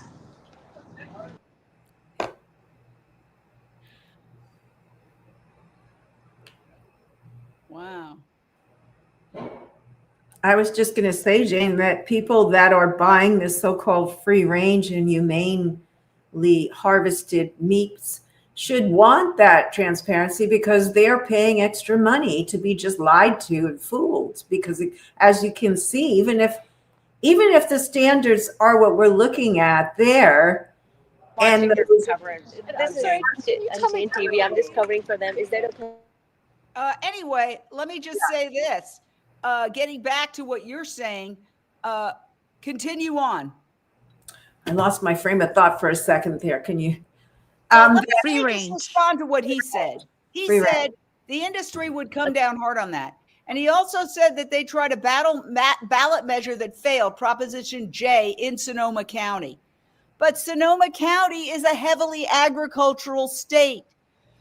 The vast majority of voters are in Los Angeles, San Diego, San Francisco. Okay, this is one of the bluest states, and it's the 5th largest economy in the world. So it wouldn't be about winning in Sonoma County. This would be a statewide ballot that people all across the state could participate in, not just people in a highly rural agricultural county. Your thoughts on that, Lindsay? Yeah, I was just going to say I could see myself going to certain stores in Calabasas and other places that I could stand outside and say, are you aware that we are trying to pass this ballot to make sure that what you believe you're buying is true? Would you sign a ballot for that? That the food that is processed the way you're being told it is, and you're paying your extra dollars for, would you be interested in that? I don't see anybody that would say, no, I don't care. I'll just keep giving them my money and they can do as they like. It's no skin off their nose. It's not like it's going to, I've done this every day now for 25 days. It's not like it's expensive. I've got about 6 of these. Okay. It's not expensive. It's a very cost efficient way. And it would resolve the dilemma of every single time we do this, here, you were right, Annie. I was wrong. She said, whatever, all these chickens boil alive. 76 boiled alive. And the company is saying, no, that didn't happen. That the cherry red color is the dénaturant, or however they pronounce it, a marking to say the food is not for human consumption. Well, let's settle these disagreements once and for all. Let's put the cameras inside these facilities. If there's nothing to hide, then nobody, not the factory farms, not the slaughterhouses, not the consumers, should have any objection to it. And if anything, given that we have issues with, we've got in general bird flu and all sorts of other problems, it would be very good for the health and safety of consumers. If nothing else, I think it could be argued from many different points. We have been on for quite a few hours. Again, I want to thank my incredible panel for just being incredibly dedicated to our coverage, which is, I have to say, I believe history making. We want to record history in real time. That is what Unchained TV, our global streaming television network, is all about. Now, we are a 501c3 nonprofit streaming television network. You can download us for free on your phone, Unchained TV. You can go to us online, unchained.tv.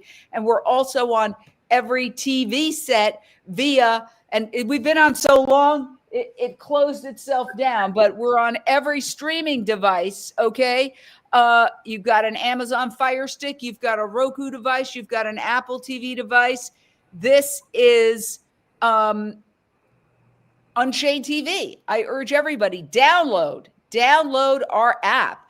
And the easiest way to do it would be right on the phone. And you can literally text this video that we're on live. You can text it to your friends. Seriously, right there. Okay. There is the video of what we've done today. So I urge everybody, be a part of this movement. We're going to update you on our campaign to get a proposition on the ballot to have live cameras inside all slaughterhouses and factory farms. We will update. You will be in court on December 3rd when she goes to court to get sentenced, to find out what happened. And I hope our incredible panel, Ellen Dent of Animal Alliance Network, Annie Abram, Michael Fujimori of Captain Paul Watson Foundation, Paige Parsons-Roach of Plant-Based Treaty and the Animal Save Movement, and Lindsay Baker of Unchained TV, one of the hosts of our Action Hour on Unchained TV. I hope you will all join us, and I hope everybody watching will join us. This has been an historic day. It didn't turn out how our panelists and how any of us wanted. But again, one never knows what's good news and what's bad news. Just the idea that we're going to try a proposition to require these cameras could make it all worthwhile. So I just want to thank everybody. Maybe we could do 10-second final thoughts from everybody, starting with Annie. 10 seconds, my dear. All right. Yes. My love goes to Zoe, and thank you, Jane, for covering Madhu, everybody involved here, everywhere, everybody tuning in. Please share. It's easy. I've been doing it for years on text. Thank you for tuning in. Looking forward to changing the laws. Love you, Thank Zoe. you. Stay strong. Michael? Thank you. Yeah. Something good always happens from something bad. And I think this proposition that you started, Jane, if that happens because of this trial, that would be a great thing. And always remember, we are on the right side of history. Thank you. Ellen Dent? Yeah, I mean, as disappointed as I was when I first heard the verdict, you know, everything happens for a reason. Zoe's brave. I know that she's going to keep fighting. I mean, we're seeing her. She's still fighting, going to the sheriff's office. And, you know, my heart goes out to her as well. And we'll be here. We'll be here to support her however we can. Thank you. Thank you, Ellen. Lindsay? So many, even though it seems like there's been a big loss here, there's so many wins. The proposition to put cameras in meat processing plants, so-called, the amount of press it's gotten so far, the appeal, what that's going to bring and what it possibly could bring, it could set a precedent. So there's a lot. And the inspiration that this brave young woman brought to all of us. Thank you all. I will only end with a quote. Never underestimate the ability of a small group of people to change the world. Indeed, it's the only thing that has ever done it. See you next time.